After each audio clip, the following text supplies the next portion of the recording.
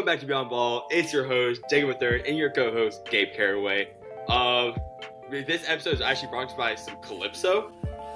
Gabe got Calypso lemonade. Let me put y'all on this. This stuff is great. Real cheap. It's like it's like $150 at Walmart. You can get one of these things. You're getting 16 fluid ounces. Come on, this is a great deal. I would completely agree. Gabe put me on it. I love it. I don't have any drink today. I'm kind of raw dogging this, so my voice might go raspy in the middle of it, but we move. Yeah. Only thing, I think it's just 51 grams of sugar. So, good Lord, son. You better get some diabetes. But we are really excited with today's episode. We have technically 3 new segments. We've been saying all week was 2. We had 3 new segments today. And we're just kind of switch up the order. As we're going to actually start with the NBA, since football takes a lot of our time. Let's get NBA out the way. I know that we have some NBA listeners, and just ultimately we want to have y'all have a little bit of enjoyment. Just so y'all to sit through all of football, go straight to NBA. If you want to skip past NBA, it'll be somewhere down the line. Just bear with us. So we're gonna start with like observations with all teams. Obviously, mine's the Pelicans. I'm not wearing my jersey, and Gabe's is the Milwaukee Bucks. As Milwaukee has not started off good at all. They're 1-6, if I'm not mistaken. 1-7. I think they're 1-7. 1-7. Yeah. Going into Wednesday. They play the Jazz tomorrow. They're also 1-7. So that's nobody watch that game. Please do not watch that game. Please do not watch that. But yeah, I'll let Gabe say his stuff. I know I'll say some things after because I do have some things on the Bucks as well. Yep. I'm not going to do much analyzation because, I mean, simply put, they're not really worth it. If you look at the record, you look at the team, I don't know. We're pretty much at the bottom of most statistics. I haven't checked, but I can only imagine just like watching. And I've watched pretty much all their games so far, unfortunately. This is kind of my part of the new segment that we're doing, the hate hoops. This is my hate hoops segment, to be honest, because they're abysmal. I can't think of really any good components outside of Giannis and Dame. Obviously, Chris is not back yet, but Chris might never be back at this point. Just the coaching isn't good. The movement on offense is bad. Gary Trent's terrible. He might actually be worse than Malik Beasley. Didn't see that coming.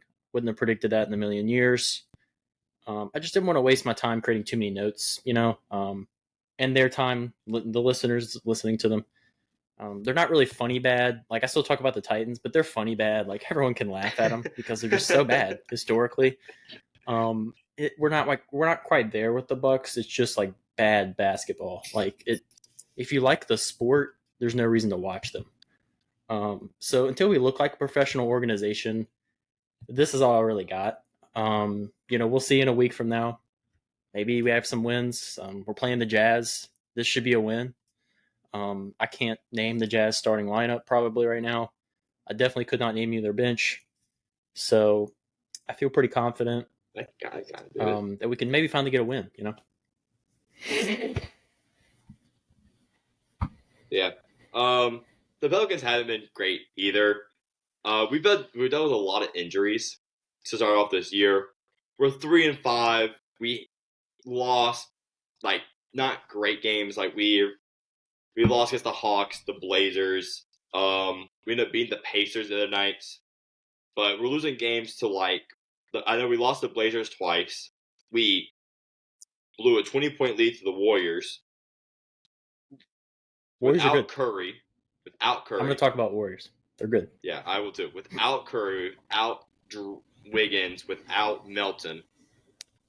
And we blew a 20-point lead, ended up losing the game by 18 points, which sucks.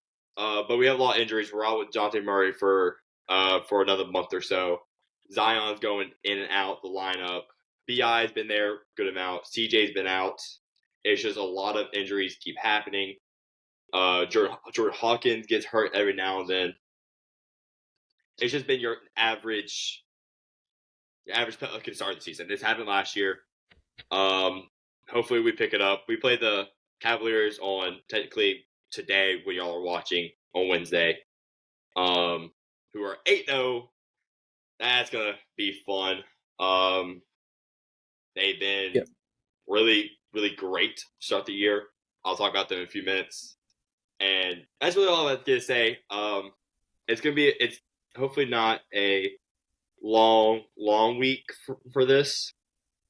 We play the Magic, the Cavaliers, the Nets, and then you'll on back on Wednesday of next week we play the Thunder. So we should realistically probably hopefully go either 2-1, 1-2. My goal is a great goal at least. And so yeah. Now let's go into our first new segments. We got Hate Hoops, where obviously we're the biggest hater there is. I'm the biggest hater there is. And so I get to hate on NBA players / NBA teams. So that's really had a rough start to the year. I'm just gonna start off with one that I know off the top of my head is Russell Westbrook. I'll pull up his stats in just a second. Honestly, the Nuggets supporting cast around Jokic in general has been very, very disappointing. So pretty much, let me pull it up real quick as I am now pink. This man, this great. I love Russell Westbrook with everything I have. I've always been a Russell Westbrook supporter since the day he won his MVP. Right now, he has 10 points. Not bad. 4 rebounds, about 5 assists with 2 steals. So he's playing good defense, about block a game. But he's turning the ball over about 3 times a game. He's shooting, oh gosh, 28% from the field. 21% from 3. 71% from free throw line. And he has plus minus -6. And his true shooting percentage is 42.3. That ranks 296th in the league. Yikes. Get better. You're an absolute bum. You old man. This is why Utah Jazz never wanted you. That's why the Clippers never wanted you. Honestly, every team past the Wizards have not been wanting you. You've been trying to support a role, as the role's not there. I'll give you your little Magic playoff run you had back with the against the Suns, where you clamped the crap out of them. That's really it. Cool. You can't live off that. Russell Westbrook is living off name value right now. He's a person that comes off the bench, cannot shoot, he can only play make, and it is what it is. And that leads me to the whole entire Nuggets supporting cast. Gosh, Michael cannot pass save my life, Porter Jr. Michael, should I pass? Nah, Porter Jr. Michael, get back on defense, Porter Jr. Michael, this is my ball, Porter Jr. Michael, pass the ball, Kobe, Porter Jr. A few more in the chamber, hold up. Michael, give me that ball, you ball hog, Porter Jr. Michael, ball hog, Porter Jr. Michael, Kobe, Michael Porter Jr., Bryant, Porter Jr. Is actually averaging the most assists he had all year in his whole entire career with 2.6. This dude's been on and off. He had a great game for Minnesota, I'll give him that. But versus the Los Angeles Clippers, 4 for 13, 0 for 6 in free throw from 3-point, 30.8% from the field. Against the Raptors, they've won this game. 6 of 12, 1 for 4 for 3, 0 for 2 for free throws. God, this guy just wants to shoot the ball. Okay, I respect it, because obviously, I mean, if me and Gabe are playing together, Gabe would do the exact same thing. Gabe did not pass the ball. He let that thing fly from the corner, and that thing ends up in the rafters. Shout out, small little moment there. Small little funny moment. And I don't want to talk about that. Jamal Murray. 16.2 points, which is pretty good. 4 rebounds, 4 assists as a point guard, 1.2 steals, 37% from field goal percentage, 30.4 from 3. On true shooting percentage of 49%. That ranks 248. Jamal Murray, you suck. Pass the ball. Someone give freaking Nikola Jokic some help because they're 4-3 because of Nikola Jokic. They pretty much have the games they've won are against the Raptors, the Jazz, and overtime win over the Raptors and overtime win over the Nets. They aren't really great teams. They lost to the Clippers. They lost to the Thunder. Lost the Wolves. Beat the Wolves. Beat the Wolves? Lost the Wolves. Ish. And then lost to the Jazz. Good job, guys. Thanks for proving my power rankings correct. I have a few more in the chamber, guys. Don't worry. We're gonna be hating today. They got this election got me in a hate mood, so we're gonna keep on going. Next person is Gary Trent Jr. I hate this man. I turned on the Bucks game to enjoy a Bucks game to thinking they could win. There is no enjoying a Bucks game right now. Thinking they could win a game when both their superstars drop over 30 plus and one dropped 41 points. Thinking to myself, man, this game is going to be good, right? And this man, Gary Trent Jr., I will repeat, November 2nd, 2024, 34 minutes. Is the same amount of minutes as Brook Lopez and 4 minutes less than Giannis and Dame. Keep in mind, they dropped 34 and 41 respectively.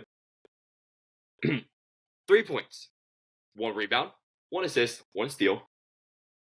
Plus minus 8, I'll give him that. But 1 for 10 from the field goal, 1 for 7 from 3, and 3 turnovers. If I wanted to watch a man to throw up bricks, I would just watch Grayson Allen when he was on the Bucks. If I don't watch a man throw up bricks, then I will watch. You're gonna love this one. I will watch Jose Alvarado from this year. Don't worry, I'll hate on you too. I love Jose, but he's been throwing up nothing but bricks. Dude is building an orphanage, about 4 orphanages. Gary Trent is building about 8 orphanages in a bank. Like, get a life. That man. I'm gonna keep finding some more while Gabe does. Gabe was gonna hate on some people. I'm gonna find some more now. Let Gabe have some fun. Want to take it over? Yes, go ahead. Have fun. Well, I think I really just wanted to focus on one. I've been trying to find some more, but as far as hating, I think there's one guy in particular. We all predicted that he was gonna, take this step. We all wrote him down as gonna be a top 5 center this season. No doubt in our minds. Just he's such an exciting player to watch last year. Just with his skill set, at his position, at his size, and to come out, oh boy, this year. This dude's 7'4", by the way. French man. They call him Wemby. Shooting 42% from the field. 22 from 3. Why is he taking so many threes? I don't know. It's really frustrating. If you turn on a Spurs game, you're going to see him being way too jump shot heavy. Man's 7'4". He just doesn't want to get to the basket. And when you're shooting this bad, 42%, 7'4" as a center, that means you're shooting too many jump shots. I don't understand why you're not pick and rolling with CP3 and just going to the rim. Like him watching the Thunder game, the Spurs Thunder game. Chet was owning this man. Now, Chet's a top 3 center right now. That's not even a hot take. You just look at the statistics, and it's not surprising. But I'm sure we all thought coming into the season that Wemby was going to be playing much better than 18 and 10 with those shooting splits and 3 blocks. 3 blocks? Okay, yeah. I mean, we all predicted that, and it's not a surprise. But those shooting splits, way too jump shot heavy. Not saying he can't turn it around, but this is the guy I really wanted to focus on because it's been really disappointing. When we all had such high aspirations for this Frenchman. That's all I got. Yep, I was about to say the same thing. Like, he's leading the league in blocks with 3.9 blocks per game. He just came off a 9-block game versus the Clippers. But he's also what we call the alien. The alien I've seen out of him should just go back on the UFO and leave. Because he hasn't done jiggly squat. Chris Paul apparently hasn't been helping him because 4 people are on this tall man, and Chris Paul is just sitting there acting like a midget like he usually is. Man, I love hate hoops. I'm officially saying that's my favorite segment of all time. I've already loved it. We'll have some more next week. We'll come more prepared with it. But now it's time for some hoop credit. I have one man in particular. He's having a very quiet season. This guy was drafted out of France. I didn't think this man was a project and a half. I thought this dude was gonna be absolute buns. And I turn on a certain team game. Don't know why. I just feel like I actually have 2. I just feel like turning this team's game on. And I'm thinking to myself, I wonder how this certain man's doing. Because I pick up with the news, but I haven't really kept up with stats as I should. And I see this man absolutely throw down a dunk on top of Tyler Hero's head that made me stand up and go all over. This man was drafted out of France, averaged 5 points per game, less than 20 minutes per game, was meant to be a massive project. Last year had 8 points per game as a rookie. And then he comes out and does this. Shout out Bilal Koulibaly. I just butchered that. Right now, he's averaging a pretty quiet. It's 17.7 points per game, which is ranked 60th. 6 assists per game, 6 rebounds per game, 3 assists per game. The steal and block numbers do not show how good he is. I've been hearing from Wizards fans that he is the next Kawhi Leonard. If he stays if he stays healthy, I'm okay with that comparison. I am. This dude's nice with it. He's shooting 55% from the field, 44% from 3. His plus minus ain't that good, but he's also playing for the Wizards, so I mean, what else? Yeah, that'll do it. Versus the Atlanta Hawks alone, he had 27 points, 9 rebounds, an assist, 3 steals, a block, shooting 78.6 from the field, shooting 11 for 14, 3 for 5, and had 2 for 2 for free throws. And then from the game October 28th, where Wizards won by 2 games, the shooting splits were not that great. 5 for 12, 1 for 5, but put Trae Young in an absolute lockdown. Looked like Lou Dort versus Brandon Ingram, pretty much. That's it. You want to paint the picture. I wish I had the stats. I wish I had the exact stat I want. But I'm pretty sure Trae Young had 2 points, 1 for 7 shooting, 3 points, 1 for 7 shooting, 1 for 4 from 3. Get boxed, as the kids say it. Yeah. Shout out Fortnite. Apparently it's coming back. OG might come back. So shout out Fortnite. Get boxed, pretty much. That's pretty much what just happened. Get cooked, your buns. And then for my last one, this guy has a very special place in my heart because he played for the Pelicans. I love to hate on this man because how he left us, but you cannot say he's day to day anymore. And it's not Anthony day to day Davis. It might be Anthony MVP Davis, Anthony DPOY Davis in this year if he stays healthy. Right now, he's averaging a league-leading 33 points a game, 32.6 to be exact, 11.6 rebounds, which ranks 10th in league, 3 assists, which ain't that good, but 2 steals, pretty much 2 steals, 2 blocks, has 57.1% from field goal. We don't talk about the 3-point percentage. That's pretty much 17%, but I'm not letting Anthony Davis shoot threes. What JJ Redick has going on in LA, I'm all for it. That is basketball. That is some pure basketball right there. It's what I grew up playing. It's what Gabe grew up playing. It was your dad grew up playing.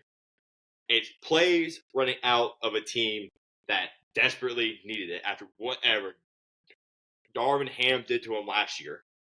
That absolute bum of a coach. Absolute terrible coach. That dude should have a job, but the Milwaukee Bucks really like him apparently, and they're getting he was good as an assistant. For it. He's not a head coach, but still, I mean, he's still. We just have Doc Rivers. Yeah, so. Yeah, very true. Just shout out Anthony Davis. His special place in my heart. Very, very special place in my heart.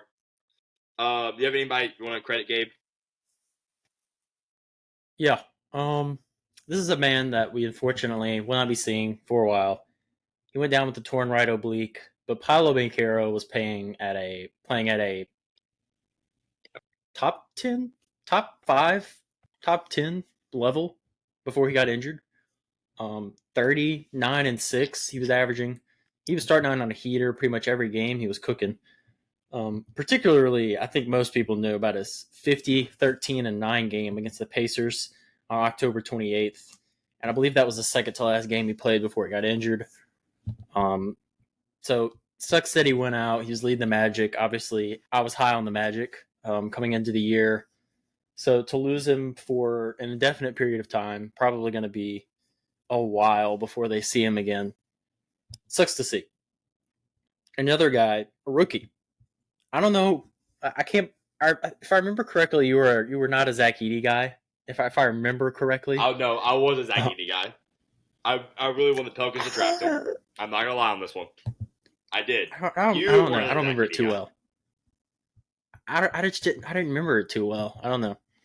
He's averaging 11 and 7 right now. He's shooting. Oh, obviously, I mean, he's shooting 65%. So he's kind of doing what Wemby should be doing, and that's getting to the basket, and putting it up with his tall self. And he's shooting 50% from 3 on 4 attempts. But I mean, like 2 of 4, take it. I don't think he made a single 3 in college, or maybe even attempted one. So, he can step out there every now and then. 1 attempt max a game, I would probably say. And yesterday, he had a 25, 12, and 4 block game. And he shot 11 for 12. That's like 92%. He's been playing very well for the Grizzlies. Looking like he can be their center of the future. Obviously, Jaren Jackson's a little more comfortable in the power forward position, so this is good for them. We recognize that the Grizzlies, I think they're going to be an underrated team this year. I had them high on my rankings. They're starting out pretty well, I think they're only going to get better. I think you're only going to see Zach Edey get better.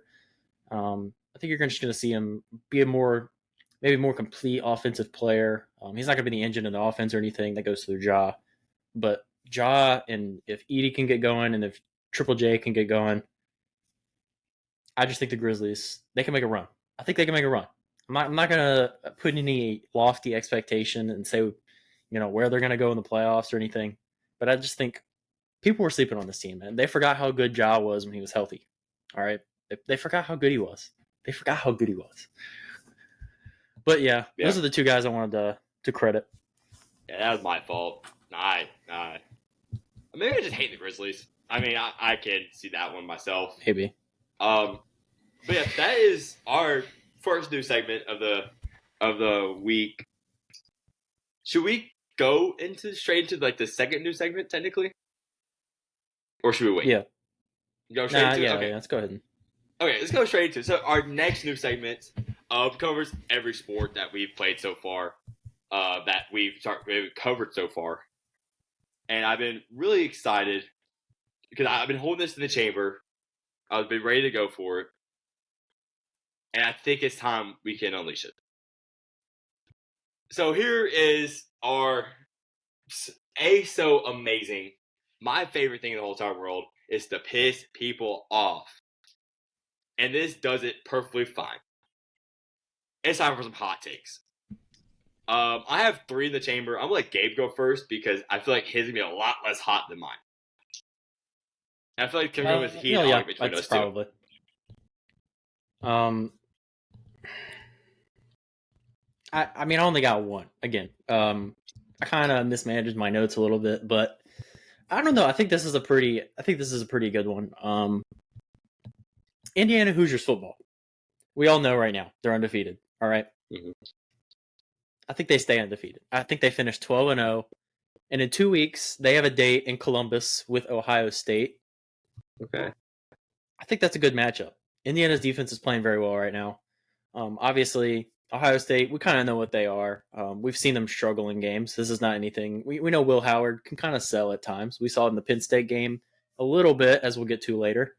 And then the Nebraska game was a close game for absolutely no reason. Obviously, he slid in the Oregon game. That was their biggest matchup of the season. He just straight up slid when there was no time left, looking like an idiot. I don't think they're this high and mighty team that I thought they were before the season. Unfortunately, I look pretty stupid on that. But that is not the only thing I look stupid on.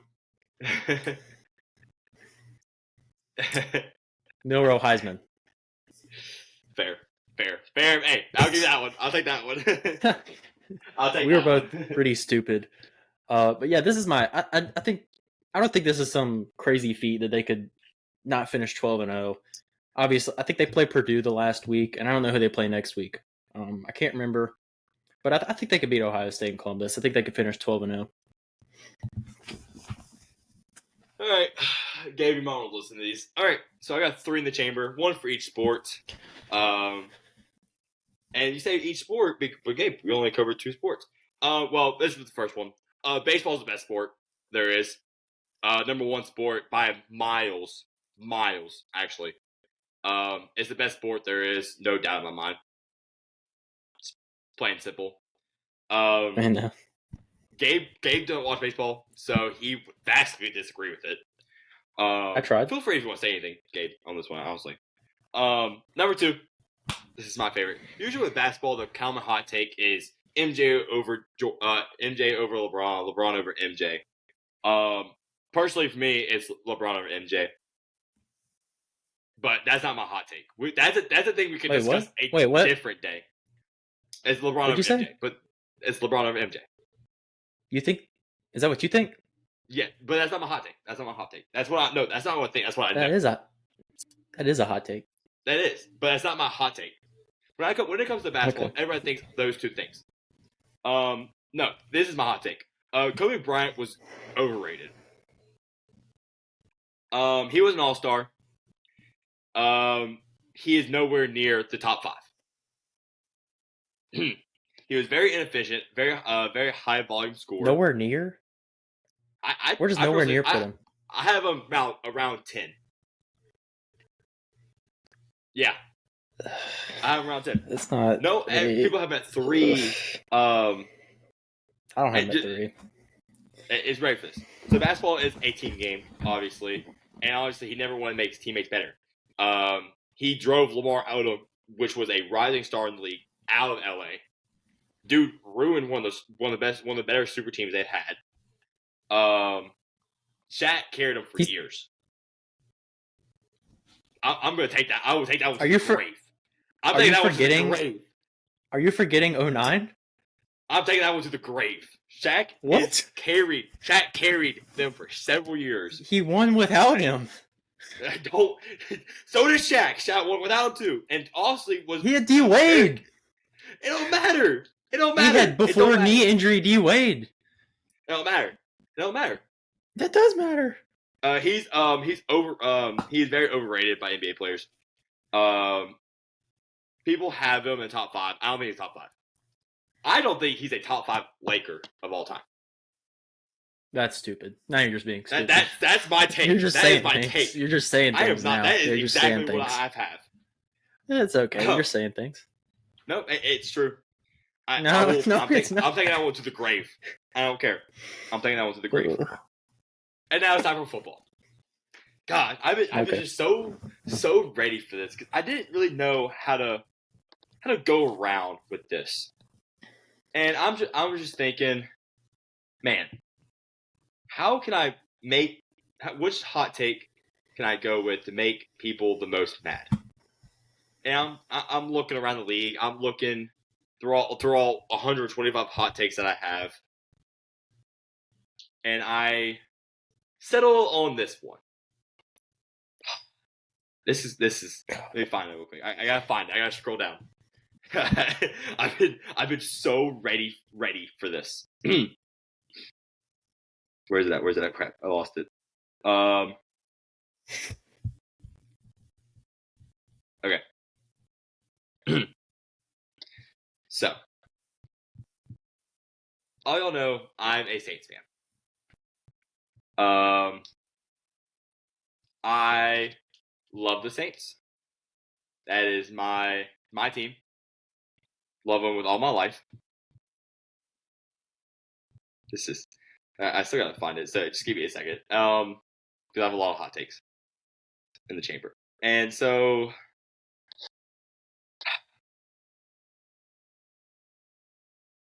everybody knows Drew Brees. Okay, everybody knows him. He is the best quarterback to ever win, to not win an MVP. He should have won it a couple times. But that's not my hot take. That's just honestly just a fact. They should have won it once or twice. He almost won it in 2019, but Patrick Mahomes decided to go absolutely stupid. Could have won it in 2011 and 2009, but like I said, it's in the past. Drew Brees is the second best quarterback of all time. That's my hot take. Over Manning. Yeah. Gabe, you can look me on that. Over Manning, over the other Manning, honestly. I think he's closer to Brady than he is to Manning. Now you can say Bugsy all you want. I'm gonna die on that hill. And obviously they should have won. Similar. Exactly. It's not too crazy. It's not too crazy. As my other two, obviously. I mean, it's the MVPs and the extra Super Bowl. What? It's kind of the two things. It's not crazy. I mean, and then if you want another small one, college football was better without the playoff. We haven't seen it yet. No, like without the 14 playoff too. When it came to the BCS, it was so much better. Maybe that's blind. Then you saw some crazy stuff. I don't know. We had to play Alabama twice in 1 year for no reason. Oh, I do remember. Oh gosh, I do remember that. That was terrible. That was BCS. Even the first. Yeah, it was BCS. But like, that could still okay, whatever. That's my hot takes. Very free to comment on them. I already know one person's got to text me about the first two. Right when this drops, right when they listen to it. But now let's go back to scheduled. Your scheduled things with. If you have any hot takes, drop them in the there's comments. Should be comments on YouTube or on Spotify. Go to recent posts and comment from there. But let's go straight into our normal scheduled program with our Beyond Ball Player of the Week. Here, I think it's all collectively. I love to hate on this man. Y'all saw in the post we posted on Monday, if I'm not mistaken. There is Old Reliable. Man, I hate Ole Miss. I do. I hate them. I hate them with a lot. But I will give respect where it's due. Quarterback Jackson Dart had a pretty rough year to go at it. I was hating on him going into the week, and he proved me wrong. I didn't pick Arkansas. Gabe did, and he looks stupid for it. You got to pick the trap games. Got to. Fair. You know that. I'm all for it. Pretty much, Jackson Dart went 25-31, 515 yards, 6 touchdowns, 10 carries for 47 yards.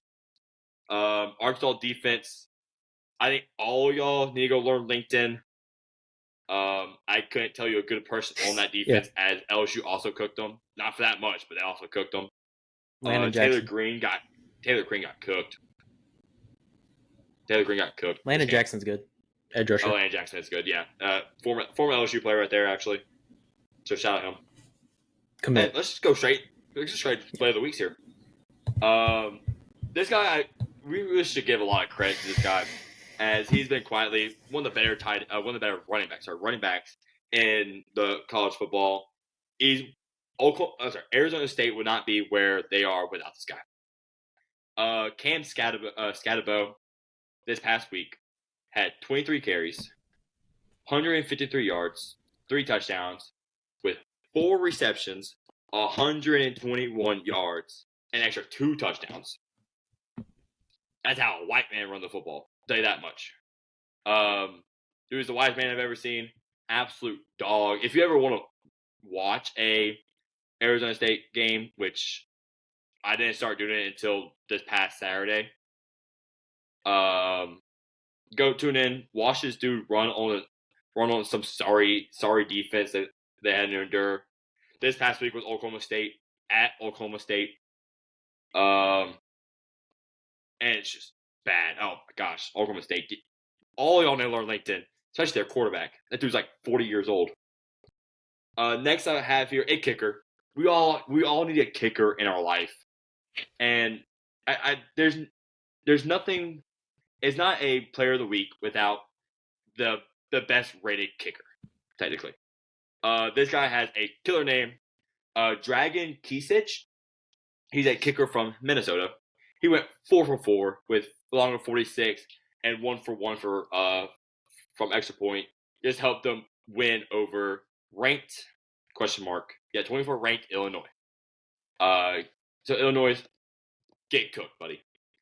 That was actually the best. Yeah. That was probably the best kicker. We've had better in the past, but I mean, obviously, you can't doubt a kicker here. Next one I have here is quarterback Devin Dampier. 16 for 31, 164 yards, a touchdown, interception. But Jacob, that dude sucks. That dude is absolutely awful. You should be hating on him instead. This should be in your next segment that's also coming up. And I'm like, hey, let me cook. 12 carries, 207 yards, 3 touchdowns, and a sack. Unfortunately, they did lose because apparently Gabe's Wyoming team, Wyoming Cowboys, came back Harrison Whaley. Shout out. On its 2nd and 27 to score a touchdown on that to win. Absolute diabolical. Next we have here Carson Bruiner. That's how you say his name. From Washington. He had 7 tackles, about 5 assisted tackles, 7 solo tackles, 2 interceptions, and 2 pass deflections. All versus an upset win over USC, which I kind of saw that coming. And then last week, while we were recording,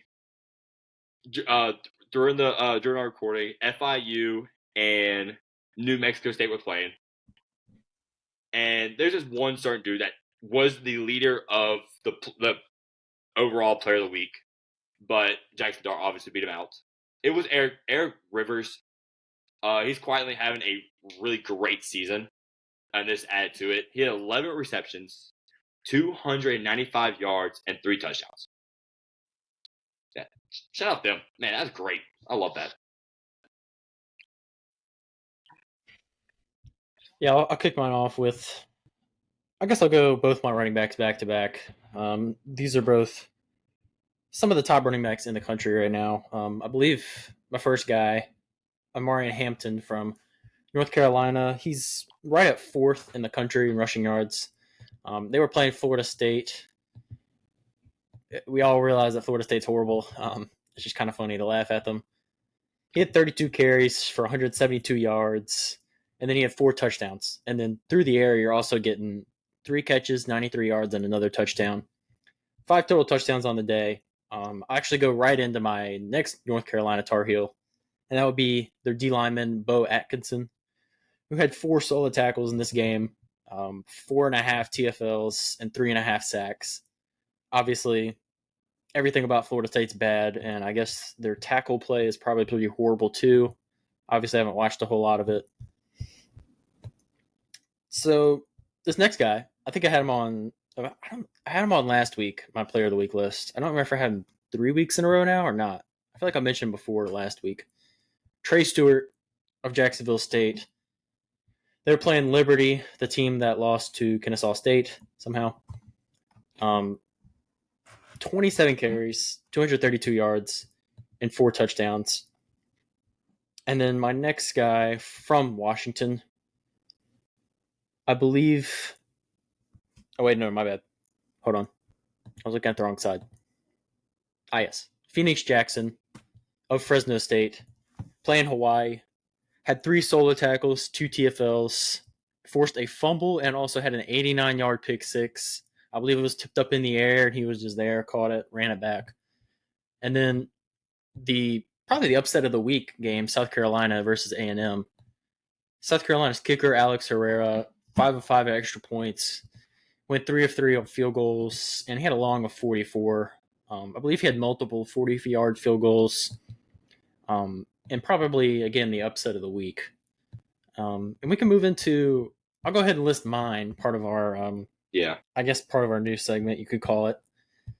This is going to be my trash player of the week. No good, smelly, disappointing. And mine is from a player from a team who won.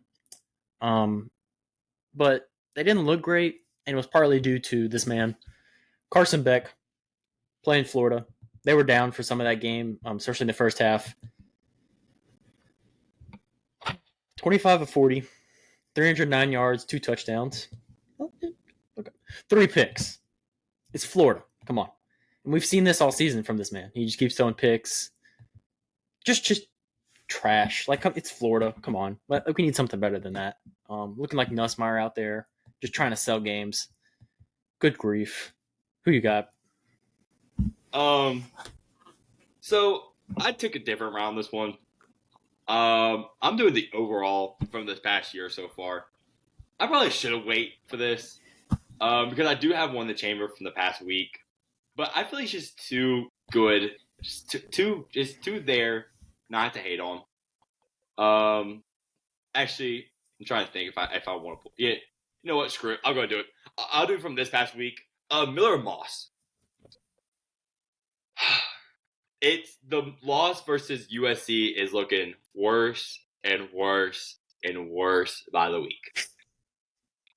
Gosh, this sucks. So Miller Moss versus Washington, they lost. This ultimately led him to be benched for this upcoming week. Went 30 for 50. That's a lot of pass attempts. 293 yards. That's 5.9 yards per play. 2 pass touchdowns. Okay. 3 interceptions. Dude is Carson Beck all over again. Keep in mind, this dude torched LSU. Like, was he even close? Let me pull. Heisman candidate. He was looking like a Heisman candidate. 27-36, 378 yards, and a touchdown. Dude torched LSU. And it led him to his ultimate demise. Was this game. He now ties the 11th in rankings for interceptions. Dude's a bum. Absolute bum. Let him be benched. Benched, bro. It's by the day, it's looking worse and worse and worse that we lost to this team. Oh my! It's just there. So read from the point differentials. They beat LSU by 7, beat Utah State by 48, lost to Michigan by 3, which is okay. Beat Wisconsin by 17, not really good Wisconsin team. And then here it goes. Lost to Minnesota, lost to Penn State by a very close game. Then lost. Oh, this was the nail in the coffin. Lost to Minnesota. Nope, sorry, wrong one. Lost to Maryland. And then they beat a not-so-good Rutgers team. And then they go out and lose to pretty much analytics favorite with Washington.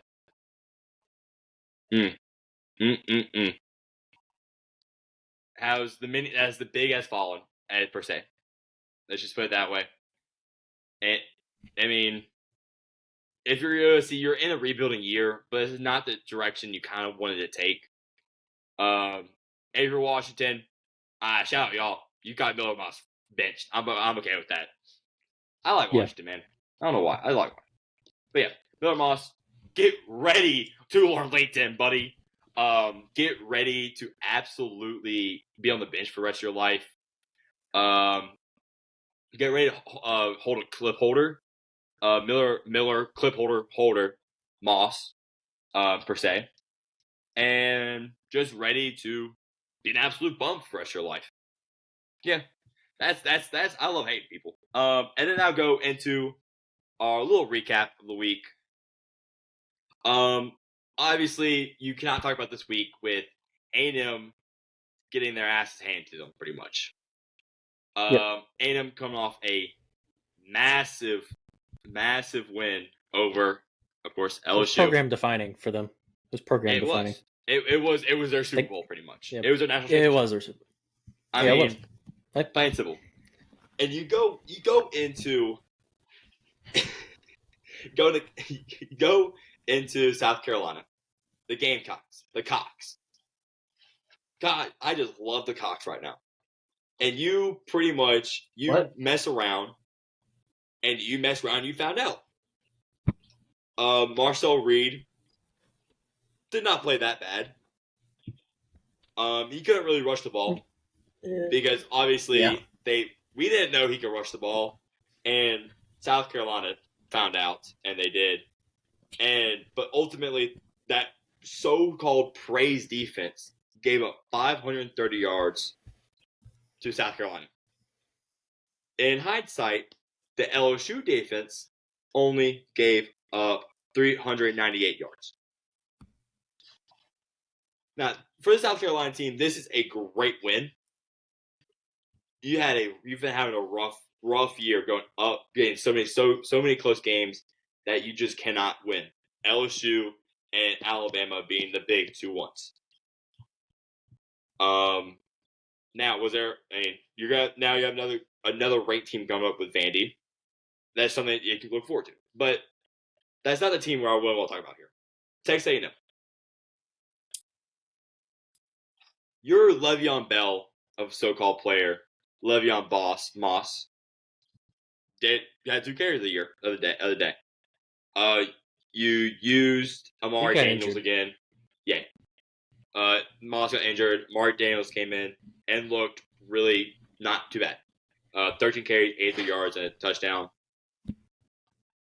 I can't believe we lost these freaking jokes of a team. Gosh, I just hate Texas A&M. To stop the option that we would have won.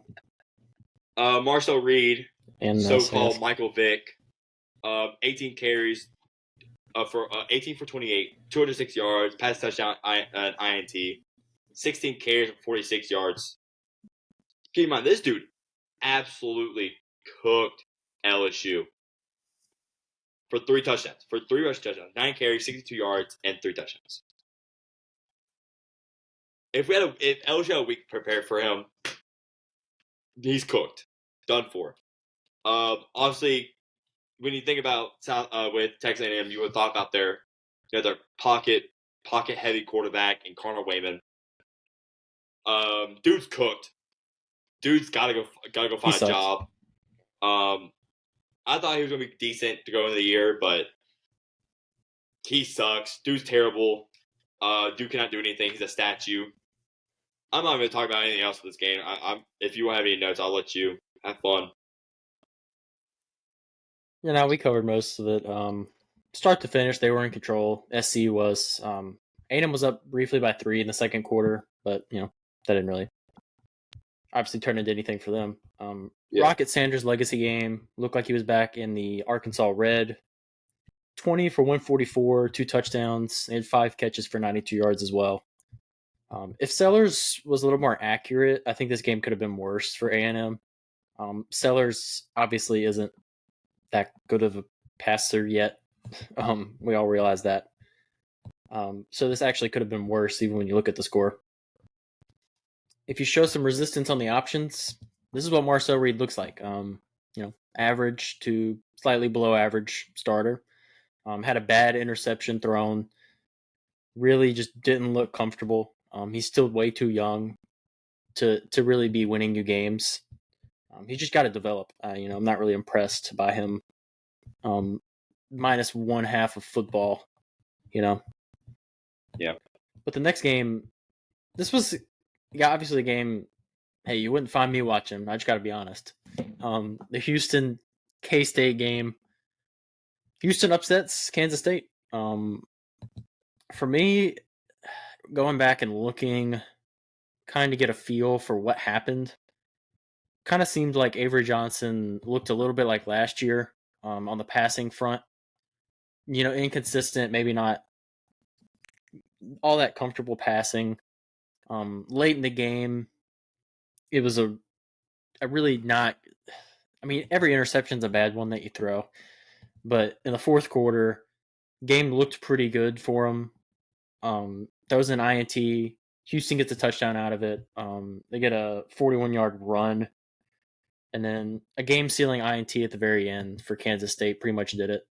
They were a top rush defense, but gave up 121 in this game, and that's because Houston, their quarterback Zion Chris, was able to run on them. He was a bit of dual threat. He was 11 for 11, 103 yards and a touchdown. And then he added 22 carries for 75 yards and a touchdown on the ground. So he was obviously cooking them. DJ Giddens for Kansas State was really not able to get going. 103 a carry. He's kind of one of the backbones of their offense. And this was not that great of a rush defense in Houston they were playing. Houston's actually not, they're not like the worst team of all time, but they're not like, you shouldn't lose this game, Yeah. I think part of it for me, one of the takeaways, they need like a guy out wide. They don't really have a go-to option in the passing game, really. And I think some of the times you'll see that. And maybe it's kind of limiting what Avery Johnson can do as a passer, but he's just got to make better decisions. Yeah, I would agree. You pretty much said everything I was going to do. The Big 12, has pretty much been shot themselves in the foot with having multiple bids in the playoffs, especially with this next game, with Texas Tech upsetting number 11 Iowa State. This is something I did not see coming. This Texas Tech team is not that great. They're good. But I mean, they're not bad. They're not bad. They're not bad. They're 6-3. The wins they have are not great wins. Like, this is a team that beat Appalachian Christian by 1 point in overtime. They've only beat them, North Texas. I'll give them this Arizona State win. That's a good win. With Cincinnati, Arizona, they got destroyed by Baylor. They lost to TCU. So going into this game, they're not that. They have decent wins, but they also have terrible losses. Like this game versus Brooks, Washington State, John Mateer cooked them. Cooked. They cooked them. Game versus Baylor, cooked. And when you're Iowa State, they'll really you're coming off a close win versus UCF. Ain't a lot. That don't look too good. But you beat a good Iowa team.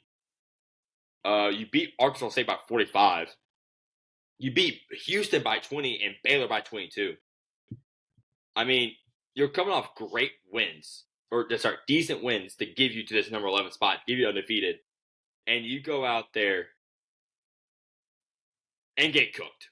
I mean, Iowa State pretty much outplayed them in every aspect of the game. I mean, if you're Iowa State, you should have not lost this. Texas State committed 10 penalties to your 8. Looking like my Augusta State Nationals out there. Between both of them, honestly. I mean, when you really look at it, you just couldn't get in the red zone. You couldn't score the red zone.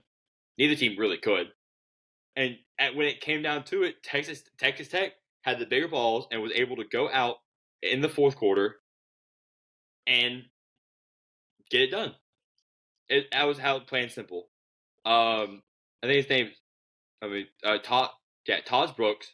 I talk about him every now and then. Absolute dog. Sixth in the year. Sixth in the nation in rushing.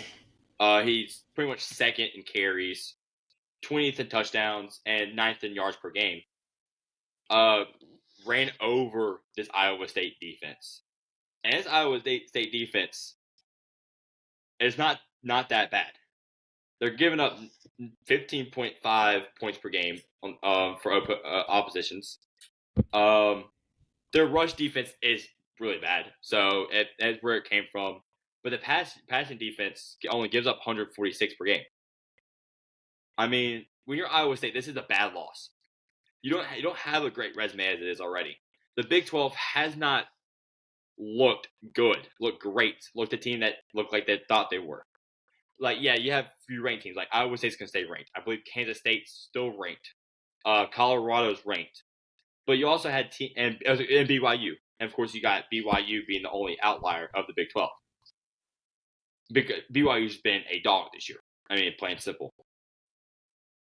But Big 12 just shot themselves in the foot, having someone to go in with BYU to make their whole entire division look better. Because ACC and we're talking about ACC in just a few minutes, but SEC, everybody blown out of the water. Big 10 even have some in there. I mean, it's Big 12's always been the little brother to the Big 10 and SEC. It's just happened just to run that way with them. And so speaking of the Big 10, good little like segment there. Going straight into Penn State, Ohio State, game of the week. It's at Penn State. This is Iowa State's worst team in a good amount of time. And if you're Penn State, this is your best chance in James Franklin era. This is the best chance you could have to beat Ohio State since they beat them back in 2013, I want to say. That might be wrong. Don't quote me on that. And you crap the bed.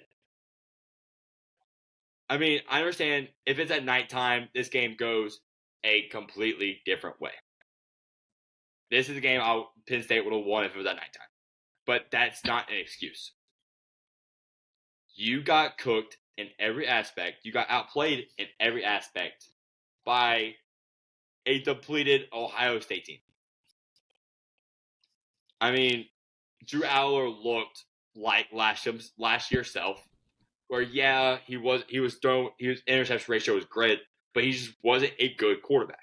It wasn't a great quarterback. Stats was very inflated, and this year in this game it looked the same.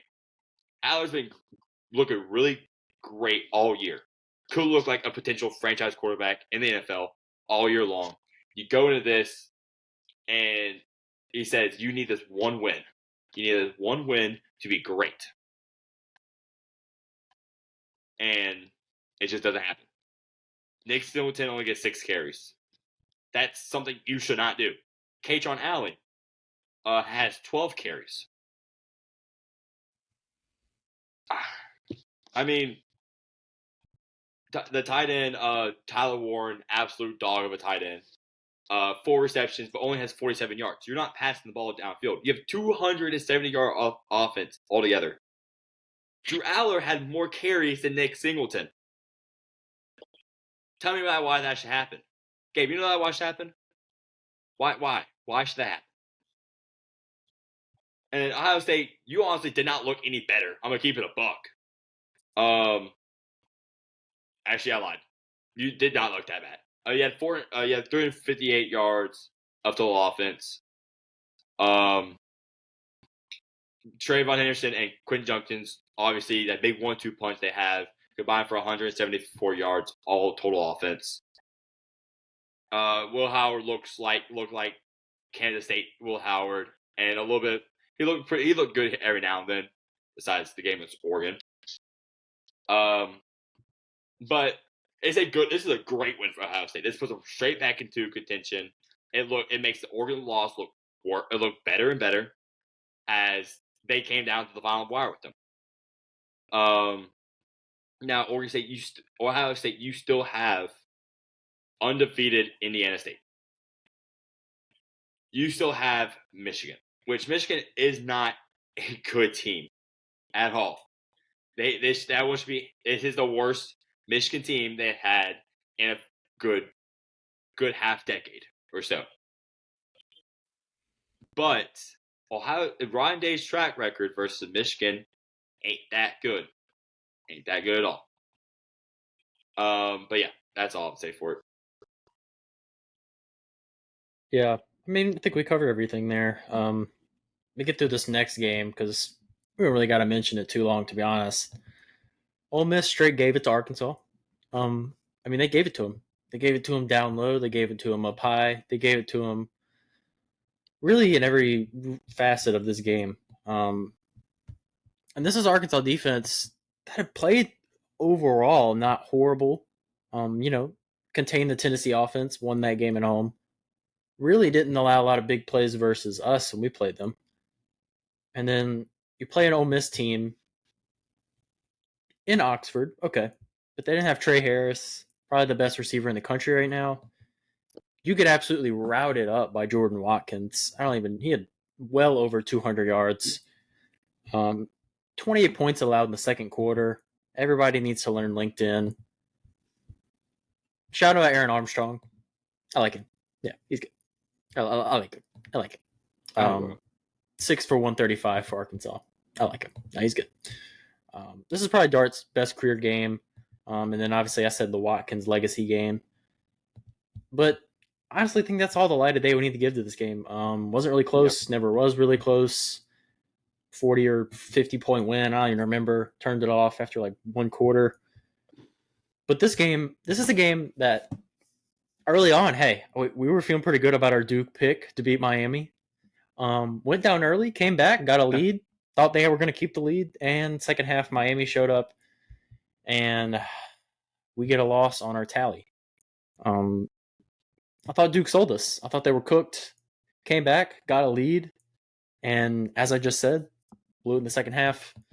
They're like Miami, they're like the opposite of the second half Titans. And anyone who knows anything about the Titans, probably the worst team in the league in the second half. For whatever reason, Miami just gets it going in the second half. Cam Ward goes crazy in second halves. You saw it in games like the Cal game. Obviously, that was a crazy game where they had to come back.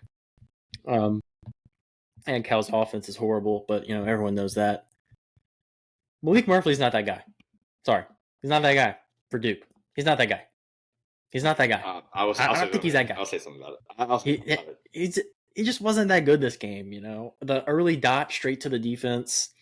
He had two more later in the second half when the defense itself was playing pretty well in the first half and they were already falling apart. This dude's like, all right, here go two more for y'all. That LeBron meme. I just don't think he's that good. I don't know. I want to give him chances to impress me because I think he deserved a chance at Texas. But then you see this game and it's just ugly. You turn it over 4 times. It's hard to do that and win. And you let Ward cook you. You let Restrepo, who's obviously the GOAT apparently. And then the rushing game even for Miami got going. You saw Martinez and Fletcher Jr. getting going. They just blew it in the second half. It was hard to watch. I thought we were going to cook. I thought this was the time Miami finally was going to lose a close game that they deserved to lose. But then Duke's like, nah, we deserve to lose this more, and they went on to lose. Yeah. I think Malik Murphy's good. I do. He didn't make the greatest throws in his game, but he is young. He's a redshirt sophomore. I fully believe in the kid. But I'm going to move on. As Gabe pretty much covered a lot of it, it wasn't really close after Duke took the lead. They got stopped on 4th down. Cam Ward pretty much did this to them. And it was bad. It was over from there. Now this big game, this next game. Louisville, I owe you an apology. I've not just been inconsistent. It's just this was a trap game and a half waiting for Clemson. It was. Gosh, I was should have picked this. I literally said, I quote, like, Gabe could quote this for me. I literally said, sometime last week, Clemson's doing really good ever since that Georgia game. Gabe could quote me on it. It's in our text messages. I swear. And I'm thinking, it's fine. They're good. They're playing a good Louisville team. They're going to win this game, and they're going to build off of it. And they get cooked. Oh my gosh, they get that work. Clemson led going into after the first quarter. That's it. That's the last time they led. They outplayed this team. Hear me out. Total yards, 450 yards for Clemson. About 37 minutes of time of possession. 31 first downs. The third down percentage, 11 for 23. You're sitting there. You're thinking, how does a team like this lose? Clemson is on fire. Clemson was on fire.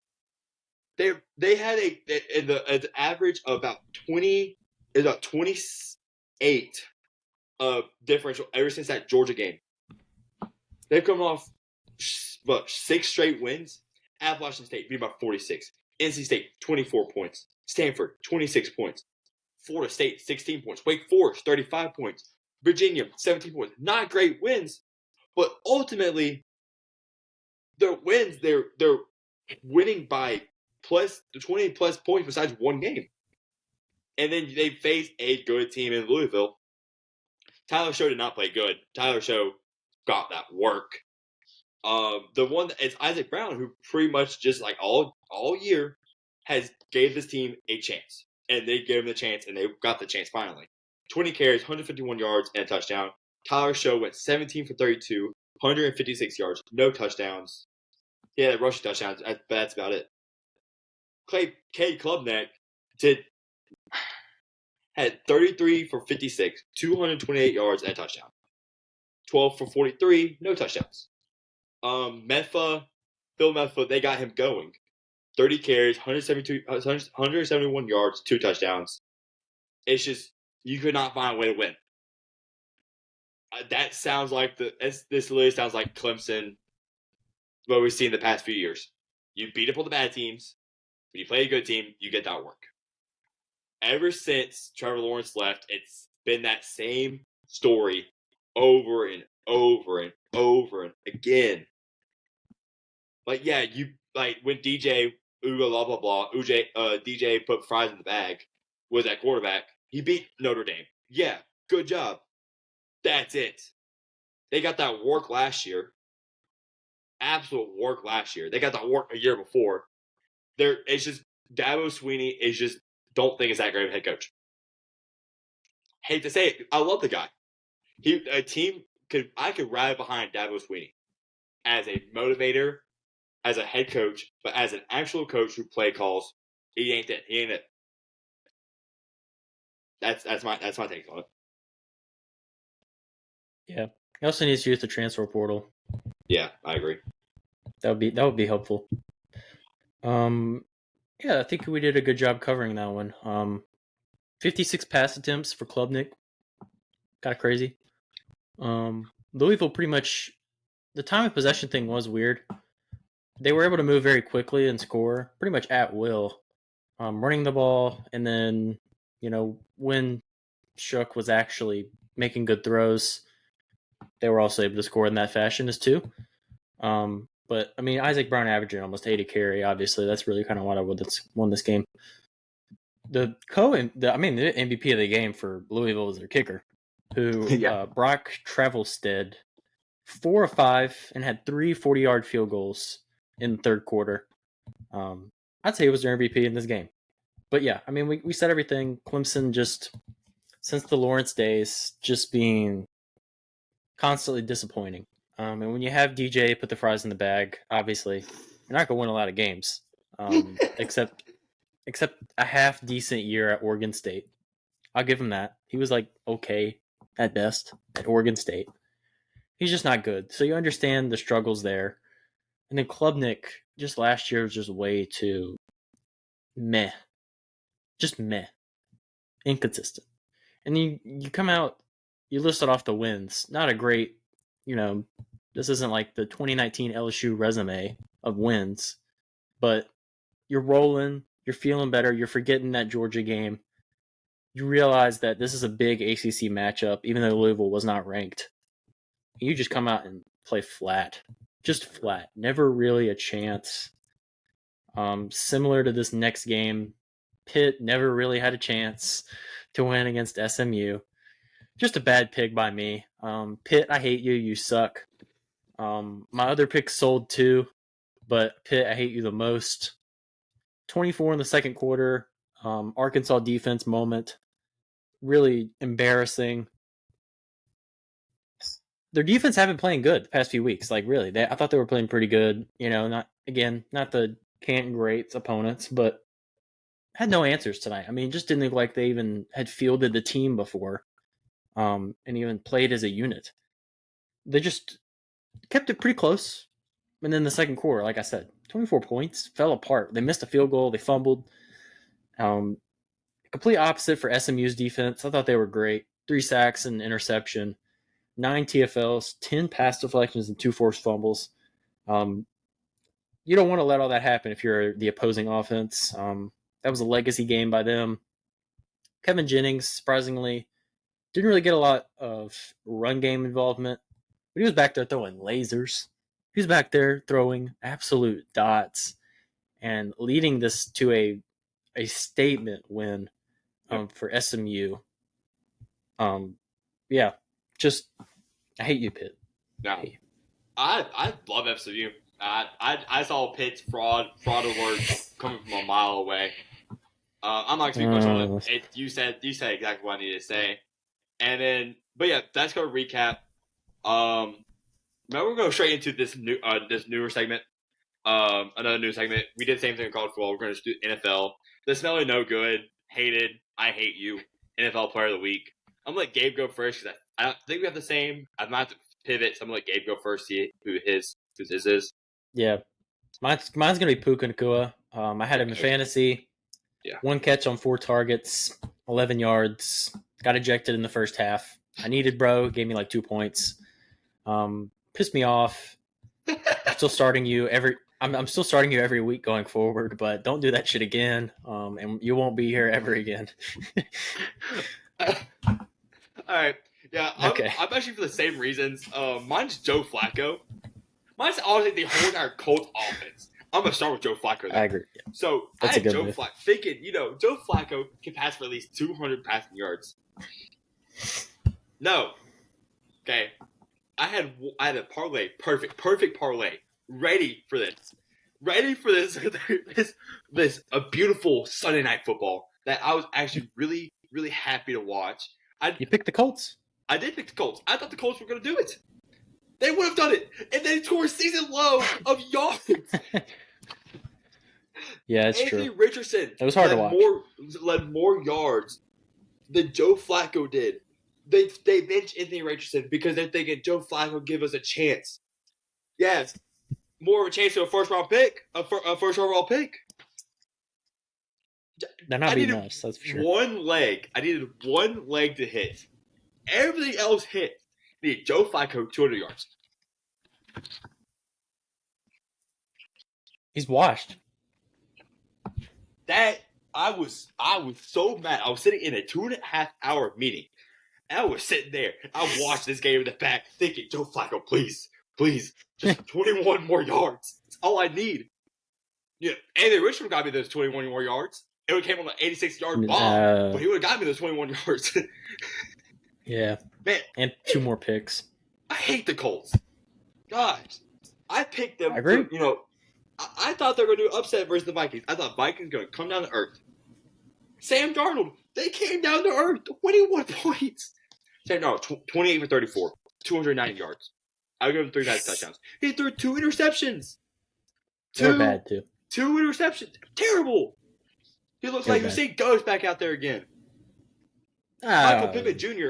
Michael Pittman, I'm not. You better stay. You better. Oh, you're not staying with me. He's always been mid. One reception. I hate when people call him good. One reception, 14 yards. Alec Pierce, that white boy, you are not staying with me. 3 receptions, 41 yards. Jonathan Taylor, so-called the top 5 running back in the league.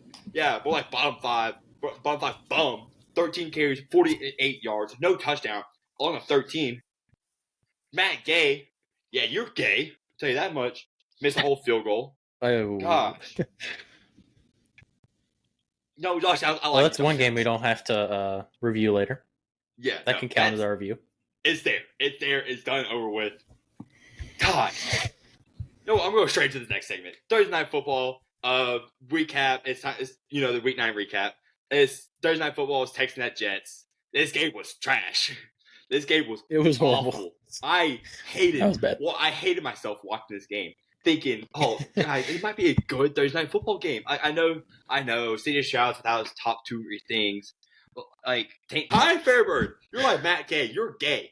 2 for 4, buddy. No, I don't know why I'm hating. I picked the Jets to win. Aaron Rodgers, 22 for 32, 211 yards, 3 pass touchdowns. Looked like Aaron Rodgers was old. Made great throws. Brees Hall still is his inconsistent self. CJ Stroud, jeez, son. Oh my gosh, kid, that was not good. You have not looked good this year. Like you have looked good at times, but like I understand you're out with the top two people, Nico Collins and Stephon Diggs. I understand that. But you still have decent pass catchers. You have Tank Dell. It's not that bad. I think he's really good. Robert Woods, he's a little bit older side, but he's still good. Dalton Schultz, he's a top 15 tight end. And top 15 tight end, I personally. You have Joe Mixon out of the backfield. He's not bad.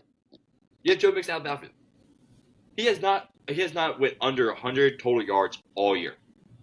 You did not use him in the passing game at all. 0 receptions. 0. I don't know if he even had a target. He had no targets. No targets.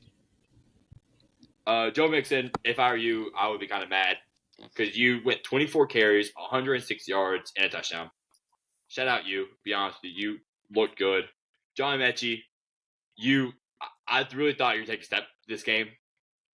I was really excited for you too because you've been through a lot as a player. Did not take a step. You torched LSU for a lot back in the college days. He did. Him and James Williams were a deadly, scary duo. Scary, very scary duo. Xavier Hutchinson, I thought you were going to at least do something. Yeah, no, you didn't do diddly squat. Kyrie Fairburn, you missed 2 field goals. You're supposedly a top kicker in the league. Yeah, get cooked, buddy. I did. Garrett Wilson. Why am I hating so much? Garrett Wilson, catch of the year. Dang near a top 5 catch of all time. Not like what major wise, but difficult catch. Bro's getting drugged down, one-handed catch that thing. I don't think it was a catch personally. According to the rule book, it's sketchy. Yeah. But I mean, it's there. It was a catch. It was a great catch, nonetheless. We saw Devontae Adams get in the end zone. That was great to see. Of course, you still got Mike Williams. Got traded this past week. We'll talk about it in a little bit. But Malachi Corley. So, a little backstory of Malachi Corley. USC receiver. Very fast guy. One of my buddies had a parlay for him to score the first touchdown. Did you know that? I don't know why he did. My brother also said the same thing. So I was thinking, why would you do that? It's Malachi Corley. You have Devontae Adams. Freaking Devontae Adams. I think Braylon Allen had better odds than that. Yeah, Devontae Adams, Garrett Wilson, Western Kentucky. Hall. Oh, Western Kentucky. Why am I thinking USC? I don't know. And you get a carry going down. You're downside like 18 yards. You got the carry. You're running, and what do? You decide, oh, I'm going to drop the ball at the half-yard line. Maybe that's the smart thing to do. and you sell a touchdown. Your first career touchdown. It's been your first career touchdown, and you sell it. You get cooked. Honestly, you retire for that, buddy. I don't know, you were like a third round pick anyway, so I wouldn't care if you give it if you're you're a third round pick. Perfect on the dot. But yeah, that's my hate for the night or for that game. Yeah, I want to hop into the Titans segment, get out of the way. I don't have a whole lot here. We won, but like, who cares? At what cost? Like, we didn't look good. We didn't look good. We're bundled in with a whole bunch of other teams now in like the top 10 picks. There's a ton of 2-win teams right now. So I'm sure most people have seen it. The Drake May final second touchdown where he had, the Lord of the Rings extended edition runtime to throw the ball. Because we dropped back a million people in coverage, and that's what happens when you do that. Still couldn't cover. Was it Ramondre Stevenson? You let the running back go out there and make that play. That's exactly what I would expect to happen. I kind of sat there with like a... I'm scared. Things happen that I just don't understand from your end sometimes. So yeah, when that play happened, I kind of just sat back and was kind of numb because it's Titans football, so almost anything can happen on the screen in front of you. So I wasn't even necessarily that surprised. Why is Sebastian Joseph Day playing spy? That would be my question on that play. Didn't really make a whole lot of sense. Jeffrey Simmons looked very good this week. Good to see back. That was more of what we're used to seeing. Now this was, one of the worst offensive lines in football, but still good. Forced 3 holding calls in this game. Seems to be trending up, and that's the important thing. Because he's kind of having a rough start to the season. We still can't get any pressure though consistently. And as I said, it's bad, real bad. Patriots offensive line. Jack Gibbons, linebacker, who kind of stepped in. We don't have Ernest Jones anymore, obviously. Jerome Baker, I don't think is quite ready to play yet. Jack Gibbons was kind of starting in the middle next to Murray. I believe I once called him a terrorist. I'm willing to bring back that claim and honestly call him a pretty good player because that was a pretty good game that he played. He had 14 tackles, thought he looked athletic. I don't know if he'll play over Jerome Baker when he's ready, but we'll see. That was a good game, good tape. Unfortunately, it is finally time to acknowledge the offensive line has been much better since week 4. We have the fewest sacks allowed in that stretch. I almost didn't believe these stats were real. We did have a week 5 bye, but I believe week 4 was also the last game that Nicholas Petit-Frere started at the beginning of the game. He came in the Buffalo game, obviously, immediately and looked like a terrorist that he is. But they're getting better as a unit. Obviously, when things go good around here, things have to go bad to counteract. Lloyd Cushenberry will be out for the year with an Achilles injury. Corey Levin came in at center. He's a terrorist. He's horrible. Real bad. Bad snaps. Can't really block. Hopefully, we had Brunskill playing right guard because Dylan Raduns was out. Hopefully, when Raduns is back, Brunskill can play center, so we don't have to look at Levin. He's bad. Quandre Diggs is also out for the year, free safety. Again, things go good, things go bad. That's how they are. Amani Hooker's him, though, our other safety. He's him, 2 picks. Very underrated safety. We let Drake May scramble for nearly 100 yards, and this is a white boy. We allowed whatever the last play was. I've been over it. I really don't understand what we were doing. The defense just isn't all that good. Very overrated if you look at statistics. Can't really make big plays. Like I said, pressure is also a thing we struggle with. We forced 3 turnovers this week. Who really cares? It's the Patriots. This is a team that might actually be worse than us, which is a very hard thing to do. This is not going to continue, especially if we get more injuries on the defense. But offensively, Nick Westbrook-Akine. What can be said that hasn't already been said? He'll be in the Titans Ring of Honor. He's got a touchdown in 4 straight games. He's our best receiver right now. Not even really close. Another guy, Tony Pollard, appreciation segment. He's Himothy. Didn't practice at all this week. 31 touches, 154 total yards. He's 10th in rushing right now, behind a improving O-line, but one that we realize he gets hit a lot in the backfield on just simple runs because that's how stinky they are. The coaching was mostly better this week. Special teams is still ass. Fuck you, Colt Anderson. I still don't understand why he has a job. This is according to FTN Fantasy, some sort of article service. The Titans special teams is now ranked second worst all time, behind the 2010 Chargers, who were very much maligned in their time and actually caused their first and second ranked offense and defense to miss the playoffs because of how bad their special teams was. There's a lot of good memes out there about them. We're on that trajectory. This is measured by defense adjusted value over average, or DVOA, as it's probably more recognized. We are sitting at negative 16.6%, and the 2010 Chargers are at negative 19.9%. We can easily get that feat. We'll be the worst special teams of all time because Cole Anderson doesn't seem to be going anywhere. But yeah, overall, outside of special teams, I thought the coaching was a slight increase this week. Good play calling. This is the first week I really noticed we actually had okay play calling. We just can't execute half the time because we're stupid. Red zone is one thing I would still say was really bad. Outside of that, play calls were good. The not running inside the 5 constantly happened against the Lions. Happened this week again. I just don't get it. We don't have Derrick Henry anymore, but we do have a pretty good running back. So it's just really confusing, but not surprising. We went on to win. Stupid mistakes still happen. I won't discuss the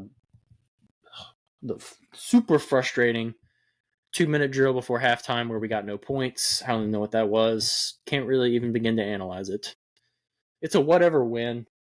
This team still blows. Really no reason, no good aspects about them. There's about one game I'd left that I would pick them. That's one of the Jags games. There's a chance we win both. I hope not. I hope we lose both. But we fought I believe we're at 9 now with this win, bundled in with 100 other teams. We can easily finish with the top 3 pick. No issues. We are going to find a way to lose games to do that. I would be really upset, but the Panthers won too.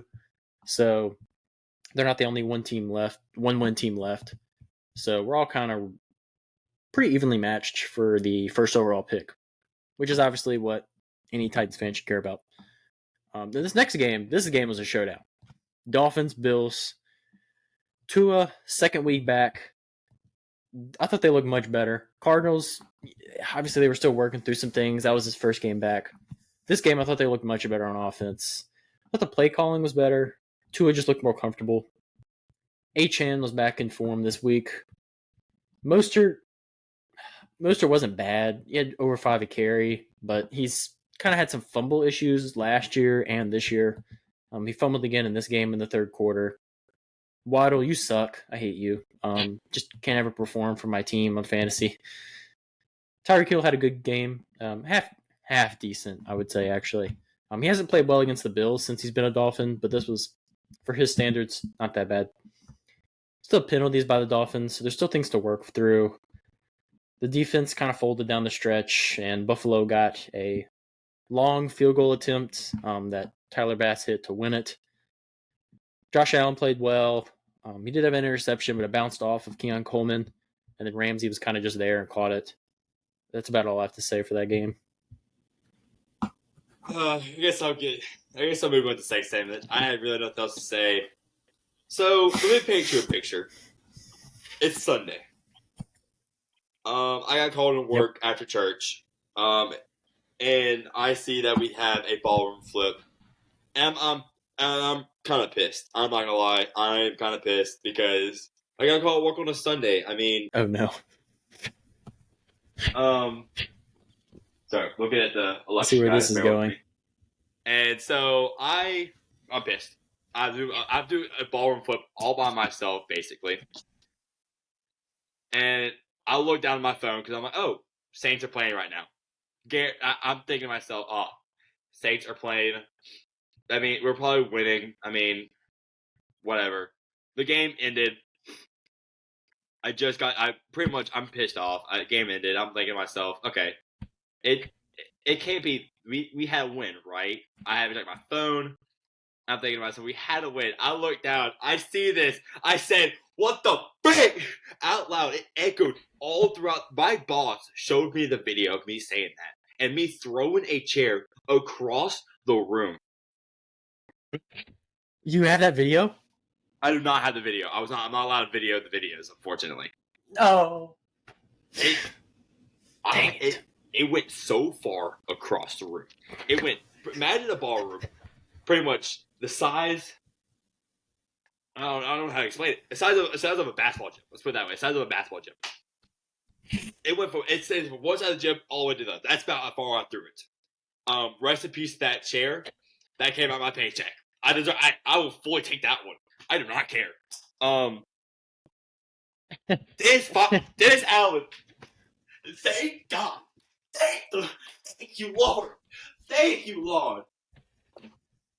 When you have a man head coach, 8-28. 8-26 for the Denver Broncos? Question mark? I don't know. Denver Broncos are Oakland Raiders. I can't remember off the top of my head. You're thinking there. You're. Why? Why would you hire this man as head coach? I understand it as an interim head coach. I understand. Okay, Sean Payton without Sean Payton retired abruptly. It happened. Okay, cool.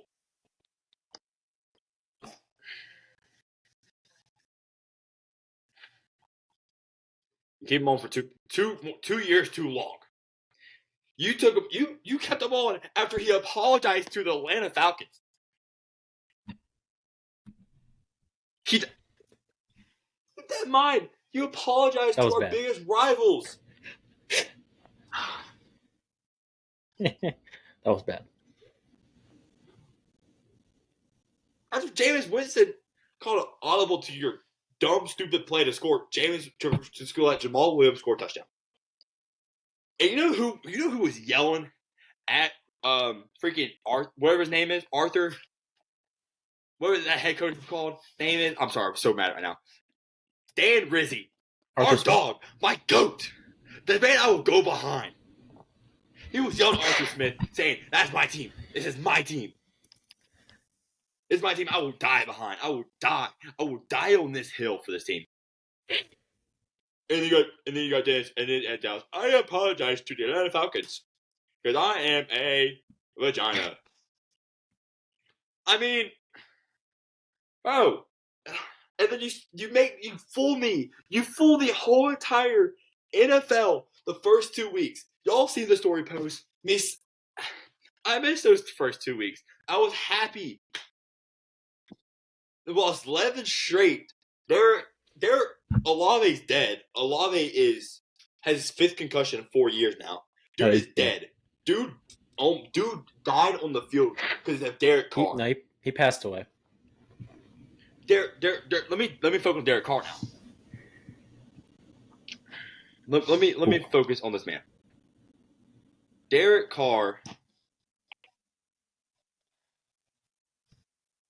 I see why so many people won't leave this man. He almost killed Devontae Adams on numerous occasions. Got him out of Oakland, out of Las Vegas. Chris Olave, it died last night. Or sorry, Sunday night. Dude got clocked. It was a ball way over the head, and it was a hospital pass. I commend the Panthers. It was not a targeting call. He played it really well. He hit with the shoulder, not with the head. So I can't be mad about it. I mean, Dennis Allen's fired. Thank the Lord. Dan Rizzi is our new interim head coach. He was our special teams head coach. Our special teams been one of the best NFLs for a while. However long he's been under, they've been the best. Titans have always been the worst. I mean, Dan Rizzi is a person I get behind. I will die on the hill for Dan Rizzi. Now we go now we're gonna move on. A person that's behind the team. Mickey Loomis. Old man Loomis. I hate this guy. He's getting nothing but ever since Drew Brees and Michael Thomas left. Dude's been a bum. Dude is living off that 2017 draft class. The 2017 draft class. There's not many people left from that team. That makes me feel old. Marshall Lattimore was one of the last players from that draft class to stay on that team. And you will see later, he got traded to the Commanders. We'll talk about it in a few minutes. You know what? I'm gonna keep this ball moving now, as I had sent out a couple of text messages right there. Okay. Keep on going. Defense. Okay, let me cook for a second. Defense. Bryce Young. Avid Bryce Young lover. I like Bryce Young. Keep this in mind. This little midget threw 16 for 26, 171 yards, and a touchdown. That one interception was not Bryce Young's fault. That thing got taken away. However you say it. Chuba Hubbard, 15 carries, 72 yards, 2 touchdowns. Whatever. Ja'Tavion Sanders. The first time we played, I want to keep in mind, let me tell you the first time we played the Panthers. The score was 47-10. We had 379 yards to their 193 yards. Keep in mind, Jake Hayner had to come to this game because it was that bad. Ja'Tavion Sanders in this game had 1 catch for 4 yards. In this past game, he had 4 catches, 87 yards, and he hurdled a man. This dude's 6'7". He hurdled a man. I was scared for my life. Oh, sorry, 6'4". My bad, 6'4". He hurdled a man. Gosh, I hate the Saints. Now we're going to do a really long rebuild. I'm just going to sit there all sad and stuff because I have to watch this stupid ass rebuild. And I have... Man, shout out the Panthers, though. Let me give a small quick to the Panthers. Shout out Bryce Young. Always love Bryce Young. Always love Chuba Hubbard. As Gabe just cracked open probably a Diet Mountain Dew. Yep. Am I good? Am I good like that? Trying to get me through this. Yeah, I'm fat. Man, I hate this team. That's all I'm going to say. I'm going to stop at that. I think we're going to move on to the next one. You heard my yelling. My roommates heard my yelling. Or sorry, my housemates heard me yelling. It's time for the Lions at Packers. I think it's safe to say the Lions is the best team in the NFL. I mean, is it crazy to say? Yeah. Or at least, one of the best teams in the NFL. Packers essentially got cooked in this game. Like the Packers I thought they were going to be. Jared Goff had just moved the ball down the field. They pretty much let Jahmyr Gibbs and David Montgomery do all the work like they usually do.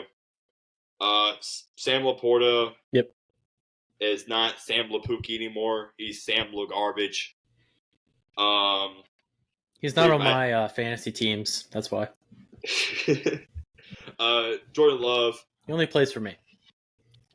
Jordan Love. This is insane. The Packers had 411 yards total offense. Detroit had 261. That's diabolical. But that explains who the Packers are. I said, never been high on the Packers. Josh Jacobs had 100 total yards. Jordan Reed? Jaden Reed. Gosh dang it, Jacob. Had 113 receiving yards. Jordan Love. Top 10 receiver. This is going to be good. It's good to say. Jordan Love had his down game. There's his ups. There's reason he was paid so much money. There's the ups. The up games. The reason why he paid so much. Yes, he's playing through injury. But there's games like this where he should not have been paid this much money. It's obvious. So, the Packers aren't going to go anywhere. Jordan Love is quarterback. I will stand down that hill. That hill. I will maybe not this year. He's still young. Dude is 27? He's 26. He's in the middle of his prime. 26. 26. He's pretty young. Dang it. Brandon McManus. You know Matt Gay? Yeah. You're gay. Put it that way. 2 for 3 for field goals. I mean, it wouldn't have moved much to the needle. I'm going to keep it a buck. I mean, the Packers. He hit 2 straight game winners, though, in the last 2 games, though. That's fair. We got to give him credit.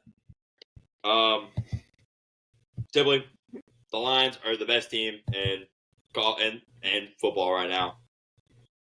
And no matter how many yards they get, they will control that football. Like here, they had 31 minutes of possession, while Green Bay had 28.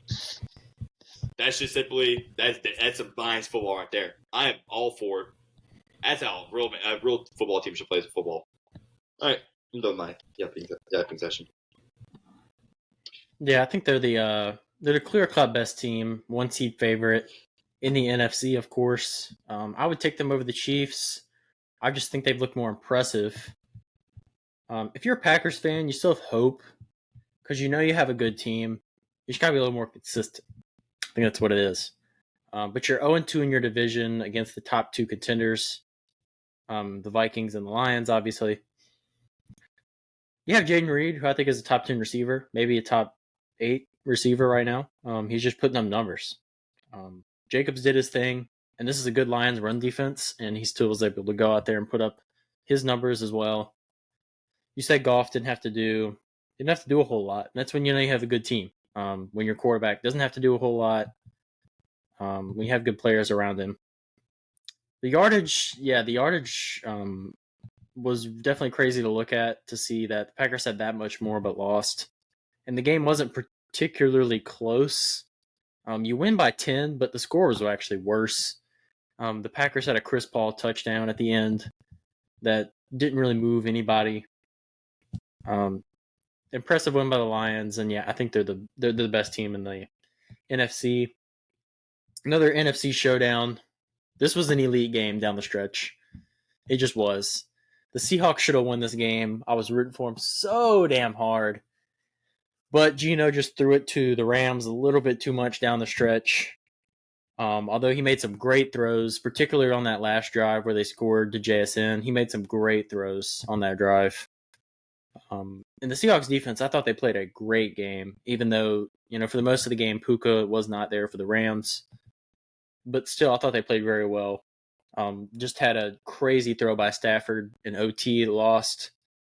But you can only play that well against the Rams and Stafford for so long, and it kind of happened in overtime. This was the JSN breakout game. No DK Metcalf. He stepped up. 7 for 180 and 2 touchdowns in this game. Kenneth Walker also got his yards. Only averaged around 3, I believe, a carry. Though Demarcus Robinson, Florida legend, kind of stepped up for Puka for the Rams. He was really their second receiver, go-to guy. Kupp had an 11 catch on 14 target game. That's kind of a vintage Cooper Kupp game. We're kind of used to seeing that from him. They just clutched up in overtime. The Seahawks got the ball first in overtime, but they went for a 4th down deep in the Rams territory. Failed, turned it over, and the game from there was kind of won on that crazy throw by Stafford. But yeah, I completely sorry for season. I completely agree. And I had no other notes. Like I said, I was able to watch a lot of the game because of work and because of my meeting. And obviously, Colts Vikings happened, so we're going to skip past that. Yeah. This Bucks Chiefs game.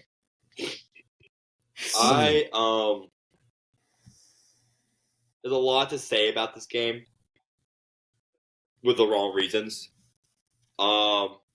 Obviously, overtime rules still need to be changed. We've been saying that ever since Mahomes got whooped with Brady back in 2019. I mean, we've been saying that since day one, practically. and it's just something. It just has not changed. And it needs to. But this should have been a game the Chiefs lost. I'm gonna be completely honest with you. The Chiefs, the refs favor the Chiefs once again. I don't know. It really has not been bad this season. That bad this season compared to last season, down that stretch. Yeah. Chiefs are. I mean, their Chiefs are due for a loss, but we just have to accept the fact Patrick Mahomes is statistically have his worst season in the league. He had a great game this game. He had a great game this game. He had to. He statistically have his worst season in all his career. But yet they're 8-0 with a Kareem Hunt led running back. I mean, if we're saying like a younger Kareem Hunt when he's back in the Chiefs back in the day, understand. He's still good. He is. He's still got it. Travis Kelce, 14 receptions, 100 yards, lost me my fantasy. DeAndre Hopkins, thank you, Gabe. Tell your Titans to won me my fantasy. He almost won me mine. 8 receptions, 86 yards, 2 touchdowns. Xavier Worthy had negative 10 yards. Yikes. Shout out Matt Ariza. With Matt Ariza, we all know what happened with him. That was a big story. This guy was named Punt God coming out of San Diego State. San Diego State. Absolute great punter. This year, he has quietly been one of the better punters in the league. He's like 24 now?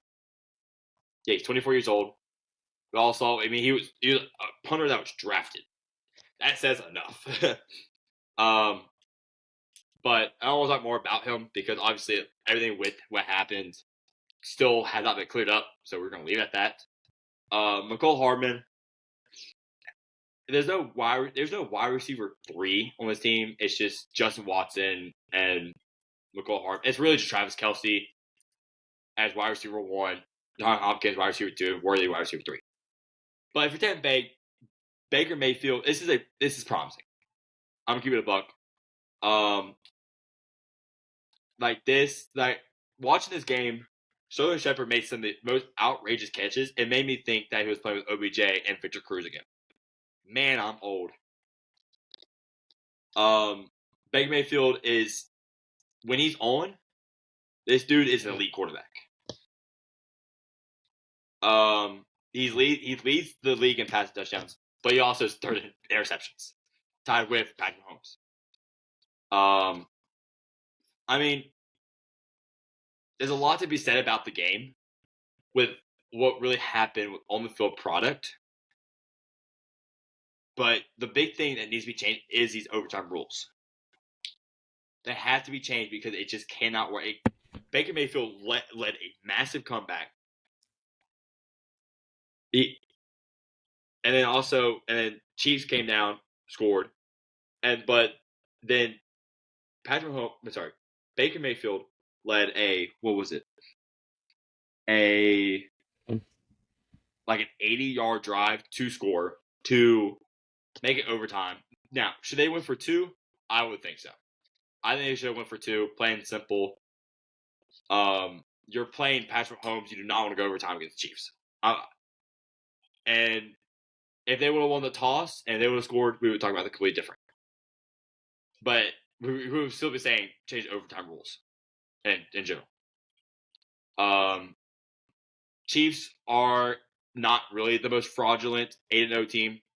I still give that to the 2020 Steelers as they went 11-0 and they got worked by Ryan Finley-led Bengals. Gosh, it still gives me hype to this day. But yeah, that's all I really have to say about the game. I mean, besides Chiefs, Chiefs time possession was 40 minutes. I want to keep that in mind. That's crazy. That's diabolical. Sorry. Yeah.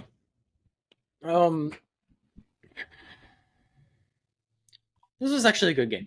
This was a good game. this is a pretty good game. I'm kind of laughing at the D-Hop washed crowd. They just didn't understand how bad the situation was here in Tennessee. Great to see him do a celebration. Remember the Titan celebration. It came out on Twitter and said it was tribute. He still loves Nashville. Kind of want to sign him back, although I think if they win the ring, he could hang it up after this year. I could see that happening. But yeah, he was great. 2 touchdowns. Travis Kelce, you mentioned he had a really 14 catches, man. That's crazy. The Bucs really didn't look great early on. I think in the second they kind of started to figure some things out. Their defense was very good in the first half, though. I will say that. Third downs were really rough for the Bucs, but you kind of expect that, not having Godwin or Evans. Did go 3 for 3 in the red zone, which might have been a little bit surprising. The defense was pretty good too. 3 sacks, 8 TFLs. Vita Vea and Kalijah Kancey looked very good in this game. They were causing havoc. Baker had to really rely on Kate Otten. I think he's been impressive in the past few weeks, emerging as really the top target for them. The Chiefs' offense wasn't really electric. Especially right before halftime, they had a drive. They didn't really capitalize on it. They could have got points. They got sacked. Those are kind of drives you expect the Chiefs to somehow figure out. But again, you said this is just not a great year for the Chiefs' offense. They really had to get it going in the second half. Really behind Mahomes, having his best game of the season so far. No interceptions in this game. That's huge. Kind of had the issue with that on the season. Went right down in overtime. Definitely false started, but didn't get called, and they went on to win. And that wrapped up a good slate of games for the weekend. Yeah. We can move on to some Week 11 for college football talk. First, obviously, we got to stop in at the Pick'em Record Store, and we got to check in on how we're doing. And we're not doing good. We're doing real bad over here. Hey, Neither of us are very good. Jacob is 21 of 18. I'm 20 and 19, so not a whole lot of separation. Long as it's still at 500, I really could not care less. Yeah. I mean, now, compared to our NFL, completely 2 different things. But I'm always enjoying these college football pickups because I feel like it's going to be a close one down the stretch. Maybe we'll do something at the end of the year with all this. We don't know yet. We're going to decide then. But we're going to start out with go straight into this. Number 2, Georgia, at number 16, Ole Miss. So, I think Georgia's on fraud alert here. After last week, after going to Gainesville, keep in mind, they went to Gainesville. They would have lost if J.J. Lagway didn't get hurt. I'm taking Ole Miss. At Ole Miss, that place is going to be rocking, full of a bunch of drunk people. That place is going to be absolute rocking. I'm all for it. I still hate Ole Miss. Do not keep that in mind. I hate Ole Miss. But I think they do just enough in this game to win. Yeah, that's what I want to say. Yeah. I went back and forth. Actually did. And I decided I'm going to take Ole Miss. I'm actually going to take Ole Miss. I think there's a couple reasons. We've all seen Carson Beck this season. He hasn't been that good. He just hasn't been that good. He could easily throw a bunch of interceptions, and you're looking at the first half of the Alabama game all over again. And I actually trust Ole Miss's defense more than Alabama's defense to actually close out a game if they were to capitalize on turnovers. I'd also say that if they have Trey Harris back for Ole Miss, that is a big positive for them. Yeah. I think their passing game is going to have success. We've seen that Georgia's secondary has been a little inconsistent. I was impressed by the Texas game. That was a very good game for them. Although I will say they won that because they were throwing around first-round tackles and getting to the quarterback. That is why they won that game. So I think Ole Miss has to protect Jackson Dart. Don't let Smile Munden and Mykal Walker get home and just absolutely destroy their game plan on offense because they're going to want to take the deep shots. Jordan Watkins is coming off a legacy game. Dart's coming off a legacy game. You could be getting a healthy Trey Harris. I haven't checked in on the injury report yet. It's a home game. I think the factors are there for this to be an upset for Ole Miss. Will Lane Kiffin actually capitalize? Those are things that cannot be predicted in situations like this because we haven't seen them win a lot of the big games like this.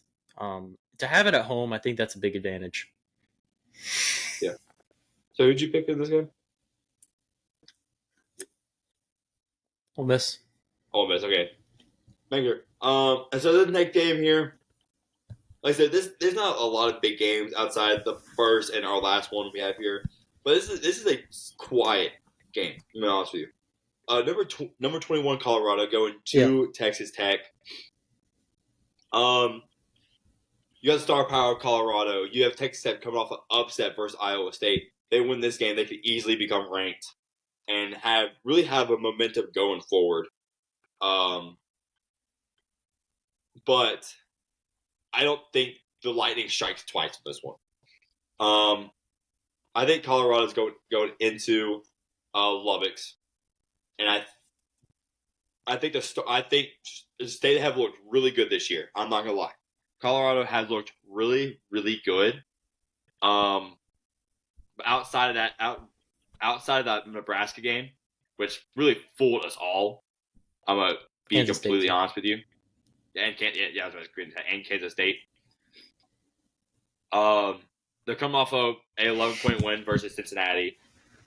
Of course, they destroyed Arizona 2 weeks ago by 27 points, and they lose to Kansas State by 3 points. Very, very close game. And this is a game I'm okay with taking. I'm gonna take Colorado because they've looked so good this year. I would think outside of that Nebraska game, they could easily have been 7-1, and we would talk about this completely differently. And I really think Colorado's got this.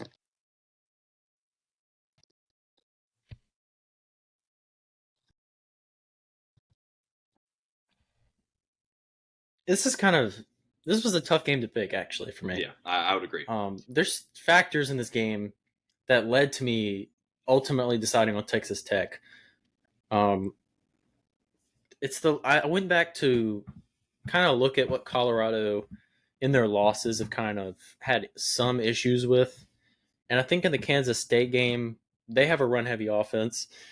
And I think that was able to have a lot of success against Colorado. It's really the main reason they won that game. It should be understood that Morton is not Avery Johnson when it comes to a mobile running threat. But Kansas State, DJ Giddens is a very good running back, but he's not Taj Brooks right now, who's just playing at a different level. He's one of the best running backs in the country. Colorado's rush defense isn't that it's at 80th in rush defense, so it's not this immovable force up front. Obviously, this is what Texas Tech is going to want to do and establish that in this game. I think that could easily win them this game just relying on that and not turning the ball over. He had a 2-interception game last week. Just needs to not let that stick around and hang over his head for this game. Although the Iowa State defense that he played last week is much better than the Colorado defense. Colorado on their side doesn't run the ball very well. They don't really even try all that much to run the ball. It's very much pass heavy. Shador, he's been very good this year. But forcing him into more attempts, it's obviously more attempts that could lead to turnovers.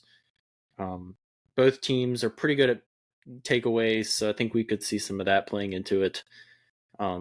Shador's interceptions in 3 of his last 4 games, but I don't necessarily think. I think this game will be won if Texas Tech can control the line of scrimmage and, more importantly, time of possession, I think, with their run game. So I definitely think it's possible that they could get the upset. Or I could look stupid, These are just kind of the things that happen when you pick these games. especially this next game. You have a pick here, and I want to let you go first. I was about to say.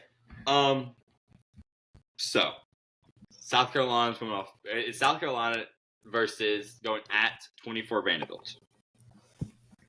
I didn't want to do this. I didn't. It hurts me on so many levels. There's a few factors. It's America's team. It is America's team. I'm going to be completely honest with you. Vanderbilt's rugby team screwed over the Southeastern rugby team. I'm going to go put that there for a second. Badly. A big old ordeal happened. They screwed us over. We should be in the playoffs, and they should not. But that's a story time for a completely different day. Shout out our rugby team. It's one of the best, and we beat LSU before, so that's the only good thing about our team, to be honest with you. The only good thing about the school. So I didn't want to do this. It's a layup. I'm gonna be completely honest. It's a layup for me. South Carolina's coming off their game versus Texas A&M. And now they have to go travel to Vanderbilt, number 24. And it's just, I didn't want to do this. Vanderbilt does not have a good track of being ranked, and they lost. They almost lost. I'm gonna keep it quiet. They almost lost versus Ball State a few weeks ago. I'm gonna throw that out there. But they were in a game with Texas, though. This hurts so much. I don't want to do this, but I'm picking South Carolina to win this game. They look good versus Oregon. They look good versus Texas. They did not look good versus Ball State. They remind me so much of TCU when it comes to grit of that 2021 TCU team led by Mac Duggan. They go off grit and grit alone, so much so that I think South Carolina's going to out-grit them. Raheem Sanders is him. Lawrence Sellers is going to run all over them. And I think their defense is going to force Diego Pavia to make decisions that he does not want to make. It's going to force Cedric Alexander. I think they're going to stop Cedric Alexander. It's going to be a close game, but I'm going to give the edge to South Carolina. And it hurts to say that. But also, screw Vanderbilt's rugby team. They suck. They're stupid. Do it for the gram. I hate the Vanderbilt rugby team. I hate that team so much. I'm gonna say. We're gonna keep at that. Apparently, Vandy's not ranked anymore. Oh, I did not realize this. Thought they were still number 24, but it says they're number 24. But that might be maybe they weren't in the CFB. They weren't in the CFB. Missouri got it over them. Okay. I think AP poll, they're still number 24, though. So I guess I'll keep that up. And let me leave that there. Okay. So it's not like a crazy thing. And them coming off of their A&M win, I don't think it's insane to say that they could win. I don't love Lenore Sellers. I don't fully trust him yet. Certain times he looks better than others. Definitely, he's kind of up and down. Didn't look bad last week. I think Rocket Sanders is really going to be their main go-to guy in this game. I think that's what's going to either win them the game, potentially. Vandy just has to take care of the ball, I think. South Carolina averages like 2 takeaways a game, basically. But they also do like to turn it over. South Carolina does. They do that frequently. Vandy's been mostly responsible with the ball. A couple plays here and there. Late in the Texas game, Pavia kind of had a gotta have it, force it throw that got picked. But I think offensively, there's not a lot of, for either teams really, there's not a wide receiver one really that's going to step up and who's really separated themselves this season. It's kind of, who's going to step up this game? It's kind of what it is for both teams. Eli Stowers, the Vanderbilt tight end, I like him a lot. That's kind of their number one option. So I think South Carolina's going to need to focus on him for sure. Cedric Alexander, he stepped up in the Alabama game. Obviously, that was their biggest game, probably in the program history, probably. He needs to step up in this game again. This is a big, this isn't a ranked, high-powered South Carolina team, but this is a big win for SEC standings. I believe Vanderbilt is 6-3 and South Carolina is 5-3. I want to say, so this could, with the way the SEC is so jumbled right now, this could actually mean some stuff down the stretch. Yeah, I think Diego Pavia is going to be Diego Pavia. I think he's going to be. He's not going to lead the country in passing yards for this week, but he's going to control the offense. He's a perfect fit in the offense. He's the heart of the team. Responsible with the ball. Some forced errors every now and then, but this is not like the Texas defense or anything. This is a good South Carolina defense, and they're going to have to be careful, though, especially up front. I really like South Carolina's D-line. They could definitely get after Pavia. But I will take Vanderbilt in this game. I think it will be closer than most would probably think. This game, obviously, this is a game for us. I mean, this is a game of the week right here. Mm-hmm. This is going to be a close game, too. I think it's going to be a shootout. Itching for it. So the Southeastern game got moved to 12, and I'm thinking, thank God. I don't have to sit through 5 hours tailgate and go watch. Hopefully, if LSU loses, then I'm going to shoot myself. I mean, it's plain and simple. It's true. Yeah, season's over if we lose. This game, literally now, to Texas A&M loses, this decides if we get playoff contention. Whoever wins this game gets playoff contention. Or at least have hope of it.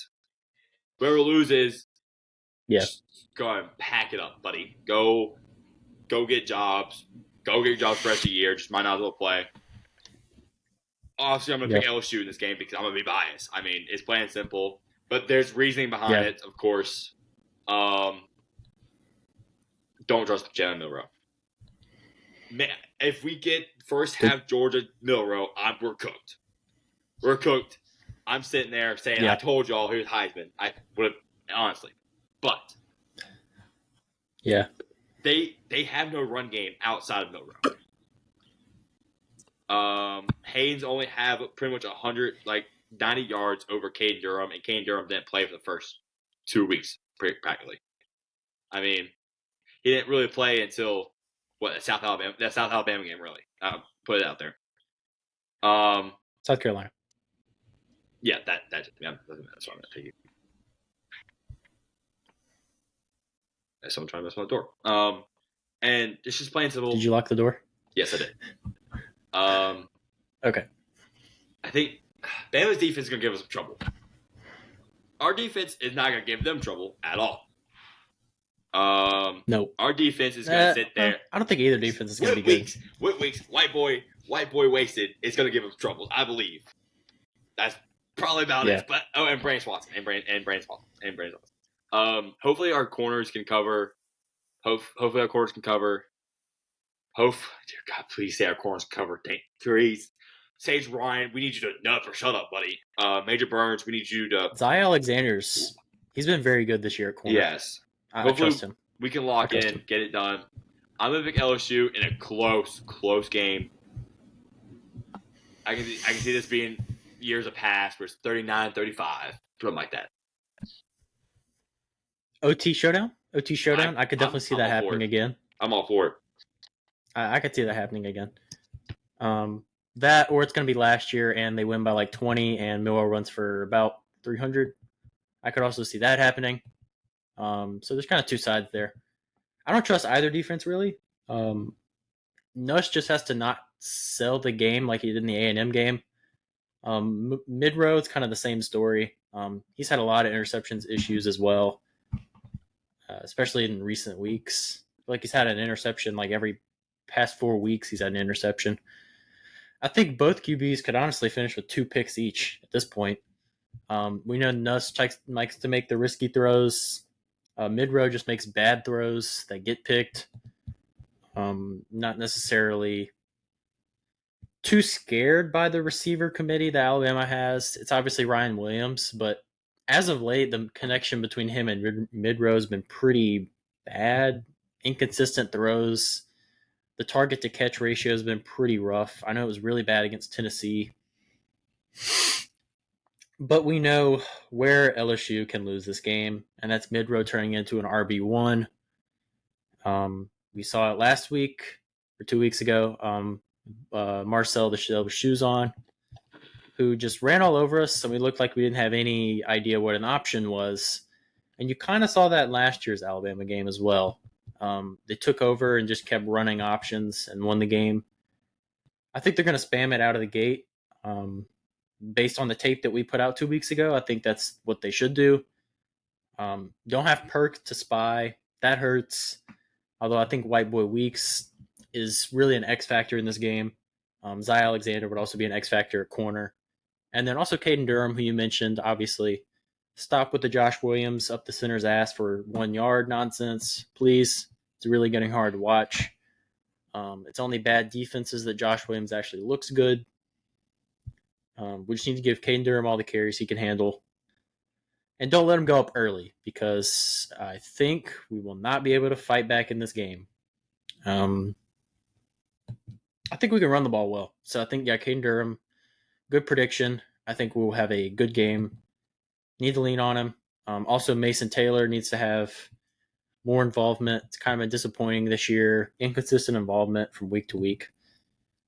I think it's going to be a shootout. I think it could be, again, OT. Could be another OT classic here. And it came out a few hours ago. Let's react. Let's just dabble. I'll start it off. Let's dabble in the CFP rankings. Okay, I think these are spot on. There's a few. These are good. I like them. I think this was. I was just really wondering, like, this is the first 12. I think we're gonna repost it probably. I'm gonna do a quick little matchup, little thing. So by weeks you have. Actually, yep. Let me do that. Oregon, BYU, Miami, Georgia. BYU, of course, going to win the Big 12, and right now leading Big 12. Oregon leading Big 10. Miami with ACC, and then Georgia with SEC. And then you got Ohio State number 2. So Oregon, Ohio State, Georgia, Miami, Texas number 5. Penn State number 6. Tennessee 7. Which this was one I think would change. I think I would move Indiana 7 and then Tennessee 8. Actually, you know what? No. In BYU 7, Indiana 8, Tennessee 9, Notre Dame 10, Alabama 11, Boise State 12. I'm okay with that. Why is Penn State so high? What is their best win? That's what I also was thinking too. But to be fair, their one loss is versus the number 2 team in the country, which their one loss is versus the number 1 team in the country. I'm okay with that. Me personally, I would have. It just comes down to strength of schedule. Tennessee should not be higher than Indiana or BYU. I know they beat Alabama. I understand that. But there's 2 undefeated. There's 2 really good undefeated teams that I do not run against. I don't lie. If LSU's playing BYU, I'll be scared. I'll be trembling in my boots. I mean, and Indiana even. Honestly, yeah, very, very much so. Right now, current first round matchups is Indiana versus Tennessee, Boise State versus Ohio State. I'm all for that one. Notre Dame versus Penn State. That would be classic. Alabama versus Texas again.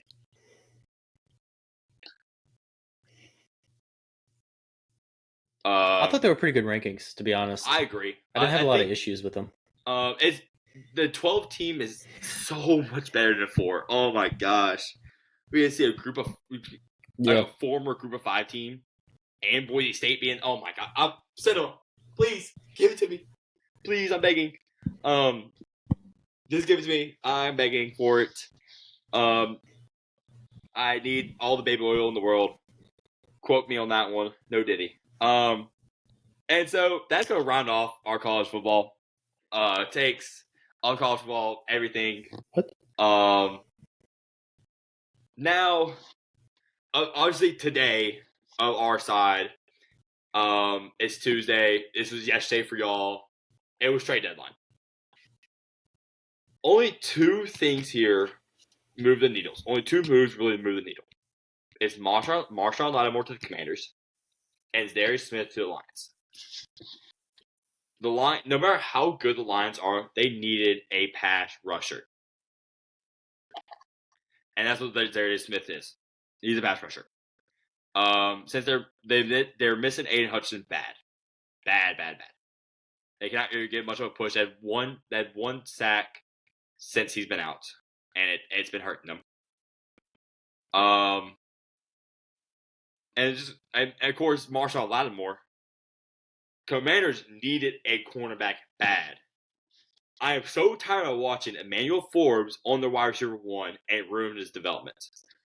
He was already a project player as it was going into the draft. And you pretty much want to kill his development by putting him on A.J. Brown twice a year.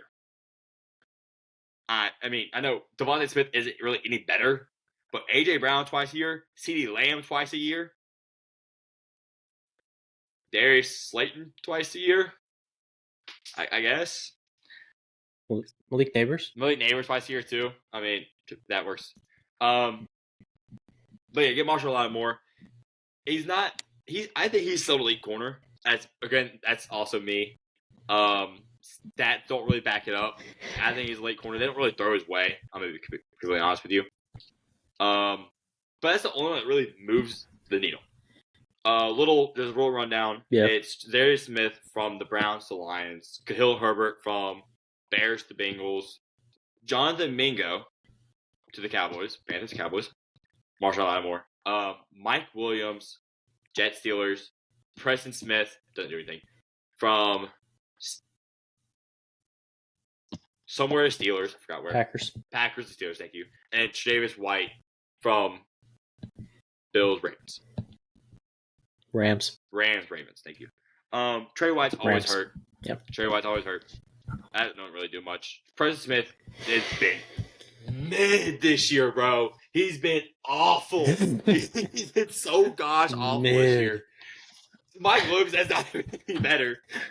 Both of the Steelers, hopefully they can turn it around. No. What? Look, Mike Williams and George Pickens are the exact same person, bro. Exact same person. And then Jonathan, Cowboys gave him it's just. Cowboys gave him a 4th round pick for Jonathan Mingo. The Ravens traded a 5th round pick for Deontay Johnson. The Chiefs traded a 5th round pick for DeAndre Hopkins. The only one that gave up more value was the Bills for a 3rd round pick for Amari Cooper. Conditional. Great. It's just really Zadarius Smith and Lattimore. Those are the only two that really do anything for me here. I mean, I like Khalil Herbert, but it's just you had to replace. Chase Brown's better. Yeah, I would agree. But you also had to replace Zach Moss because Zach Moss is out for the rest of the year. So, I mean, you had to do that, but you didn't have to trade. I'm going to be honest with you. There's people in the free agency, in my eyes. I mean, but that's also just me. I give this such a mid-trade deadline. Give me the NBA trade deadline, bro. I think it's tense. I can't wait for that to report. Yeah, that's be so good. Then the MLB trade deadline, oh my gosh, those things are so much more intense. But yeah, I give this trade deadline a solid C-. Yeah, that's fair. Like you have 2 A+ moves with Darius Smith, Marshall Lattimore, but you also have an F move with Jonathan Mingo. This dude. I feel so bad. It wasn't even good. I thought he was gonna be decent at Ole Miss. But yeah, so to round off, we have one more thing to round off this whole entire episode is our picks for NFL. I currently do not have the. Oh, here's the NFL. NFL pick records is I came back down 1 game. That's all I really gained from this game. Gabe is 91-46, and I am 81-56. I mean, I was down 11 games last week, so shout out me for coming back at least 1 game. I cooked last week, low key. I cooked. Yep. I cooked. But this week I may go down a lot because I got some questionable picks. There we go. Obviously, we're not going to talk about every game.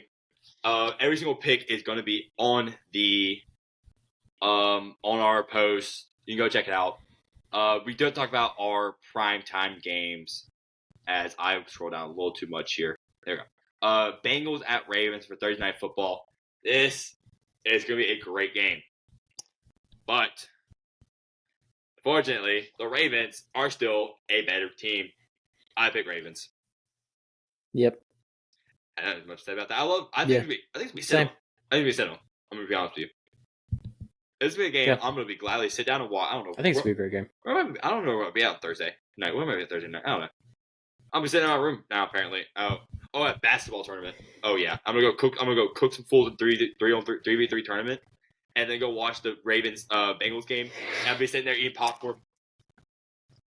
Oh yeah, this is cinema, baby. Give it to me more. Perfect. It's perfect. It's I'm gonna love it. Unfortunately, we have to talk about this next game because technically it's prime time. We're gonna do it. I didn't have any notes. I don't have notes right here, but it's technically prime time. At good old 8 o'clock in the morning. I will not be watching. I will be sleeping to get ready for church. Nope. Giants at the Panthers in Germany. I heard this. I saw this quote on Twitter. I saw this quote on Twitter. It's the worst thing in Germany since 1940. Oh, I heard it. This is payback for World War II. I mean, we're saying our two worst. I mean, it is. I feel like I just want to say that. I just kind of want to say that. Titans. Okay, Titans are two of our worst teams. Panthers. Two of our worst teams from saying out there, Germany. I'm not gonna be watching. Honestly, I might just wake up and watch just because. I'm saying I'm not gonna watch. I'm just gonna wake up at. How could you do that? I'm just gonna wake up at 7:30. It's 8:30. My mind's just gonna wake me up, and I'll be like, "Oh, football's on. Let's go watch football." And I'll turn it on, and I'll immediately be really sad because I woke up at 7:30 to watch Giants at Panthers. I pick Panthers. That's all I'm gonna say. You have a pick. You want to say your pick and move on. I'm gonna take Giants. Malik Neighbors is the difference. Fair. Move on. All right. We're gonna skip over Patriot Bears. You saw that in the notes. I mean, you'll see it in the post. We're gonna move on right here to Bills at Colts. Question mark? We're gonna say a small thing about it. Colts coming off whatever the hell that was last week. I'm not gonna say much more on it. You heard me rant already. I'm gonna take Bills. As obviously. Yeah, I'll take Bills. I don't trust Flacco or AR. Whoever's Colts defense is still bad. Yay. Not a surprise. Josh Allen's going to cook them. Yeah. Okay, skip over to Vikings Jags. Of course, we're not going to cover that game. And here we have Broncos at Chiefs. Chiefs are due for a loss. They're due. I ain't gonna lie. They're due. I want to pick the Broncos because they're so due. But I'm going to say with the Chiefs. I just don't. That defense is going to kill Bo Nix. Yeah. Yeah. It was close, though. It was. I like the Broncos defense a lot. I did. I agree. I love the top three defense, honestly. Except for last week. I mean, they're playing freaking the Holy Trinity back there. The Ravens, yeah, I know. I mean, yeah. Freaking Lamar Jackson, Derek. That's scary. And of course, Chiefs were both full. And I just know what's underneath. Okay, Falcons at Saints. I have here in my notes. I might kill myself. I don't know what to expect. I don't. I kind of just didn't want to pick this game because I really just did not know what to expect at all when watching this. I'm picking against the Saints. After last week, I know we don't have a head coach. I know we have interim head coach Dan Rizzi. I know our team is really behind Dan Rizzi. But gosh, the Falcons are so good.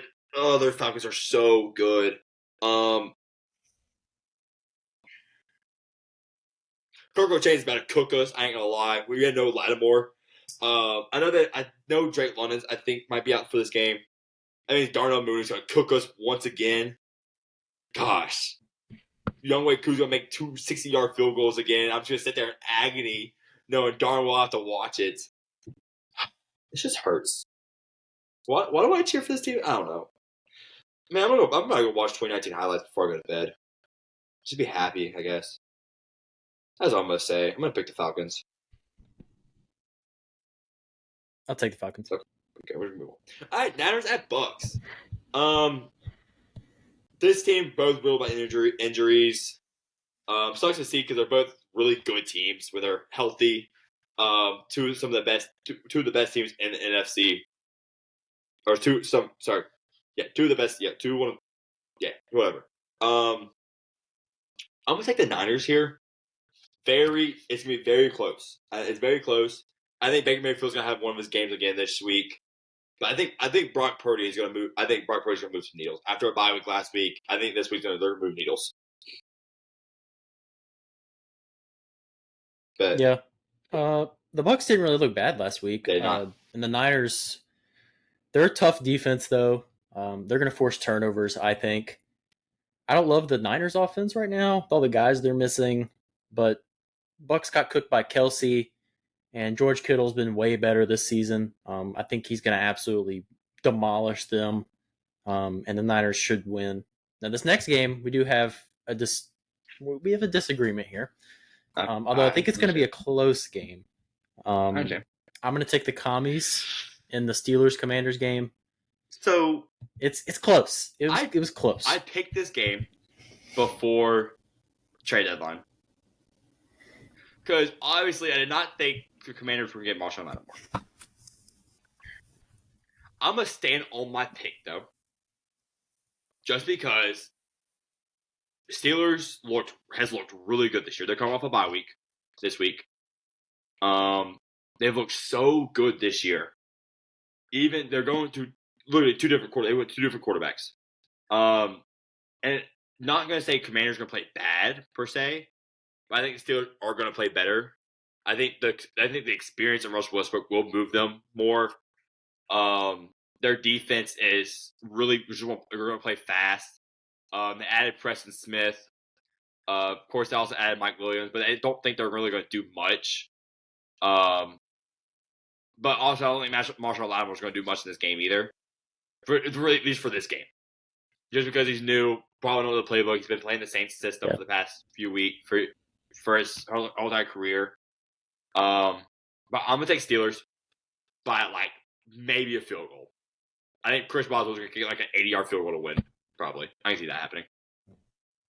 We have a lot of yes in this. Yeah. I actually like this. I like talking about all this. Sorry. Yeah. This was a good. This is a close one. I like the Steelers' offense now. I think it's looking a lot better. The weak part of the Commanders' defense will be the run defense.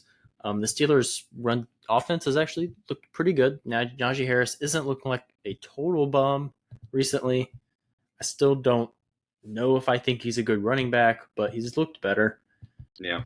I don't think the Commanders' offense is actually going to have any issues, even though it's good defense. This is actually a great offense. We've seen it. This was not an early season thing. I mean, we're past the midpoint, and they're still playing very well. They just have to protect Jaden. TJ Watt could screw this game up. Yeah. Lattimore is a big boost for their secondary, but I don't know how much he's going to play this game, or how much he'll even do when he's out there. But same for Mike Williams and the Steelers and Preston Smith. They're not going to do anything. I don't really think so. But I'm going to just trust Jaden Daniels here. I feel like I picked the Commanders every game, to be honest, that they've played. I feel like I've been against the Commanders a lot this season. I'm sorry. You have. You have. I know I picked them against the Cardinals. I know. Oh, gosh. I mean, I'm bad. You picked the Bears to beat them? Yeah. No. Yes. You picked the Bears. I picked the Commanders. No. Yes. No. Oh, I'm going to fact check this real quick. Luckily, it's a quick pull up right here. Let me find this thing. Where was that week at? When was that week? Commanders at Giants. Is it this week? Hey, buddy. Oh, frick. I'm terrible. Man, I'm awful at this. Fact check right here. Frick. Fact check. Wait. Also picked. Okay, I picked them. Okay, you picked them to beat the Ravens. So I don't want to hear it. All right, we're keep on going here. Jets at Cardinals. No, that's a close game. We're gonna move on here. Jets at Cardinals. I'm taking the Jets. Close game. I really think after last week they're gonna think build off last week. But to be fair, both coaching staffs suck. I should don't mind the Cardinals head coach. Whatever his name is, I forgot his name. Don't mind it, but I think Jets just all talent wise is gonna be better. And yeah. I didn't get any notes for this one. That's fair. But I will take the Cardinals. Hey, I'm okay. I don't know. I'm okay. This is one I didn't have a whole lot of strong feelings either way. This next game, I have strong feelings in one particular direction, and that is hatred towards the Titans. I'm definitely taking the Chargers. Not really ever a thought in my mind. We don't need to be winning games. I don't want us to win games. And we're not going to win this one. That's for sure. This is not Drake May, who kind of had a good game against us. This is Justin Herbert. Now, the weapons are pretty equal, to be honest. Lad McConkey's him, but outside of that, not really a whole lot. But he's going to elevate them. That's going to be the biggest thing. He's going to make the throws that a elite quarterback makes. He's going to have plenty of time to dice us up. We don't get pressure very often. Our rush defense is mid at best, I would say. Dobbins' legacy game could be happening here. He's going to get a ton of carries. I don't trust Rudolph or Levis, obviously. This is a pretty good Chargers defense. They've allowed the least amount of offensive touchdowns. Obviously, Bosa and Mack are going to kill us up front. Really, the only thing I really want to watch is how J.C. Latham plays this week. This is the biggest test of the season. It's really the only thing I can really get behind that's going to be interesting. Yeah, Chargers. It's not a hard pick. Yeah. Honestly, these next two games aren't really hard picks either. Yeah, Eagles at Cowboys. We could have left this one out, but I think it's just too good of a rivalry. Dak Prescott's out. That's a shot in the foot for the Cowboys. They were worse already. Give me Eagles, and not much to say about it. Yeah, Eagles. I mean, it's going to be Cooper Rush or Trey Lance out there, so pretty easy pick. Dear God. So Sunday Night Football next, and this is not really a great game, but because how bad Texans looked last week, Lions at Texans could be interesting? Question mark.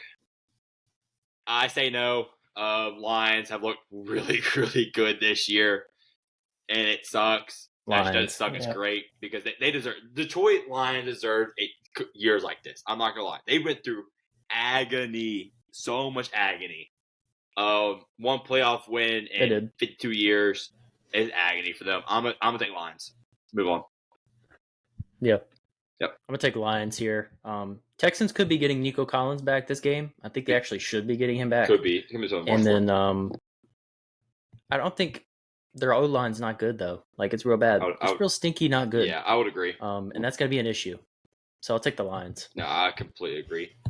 Now this game, that Monday Night Football, I think this is gonna be a really good game. You got Dolphins at Rams. You got Tua versus Stafford, Hill versus Kupp, Waddle versus Puka. If Puka's playing this game. Kyron versus Achane.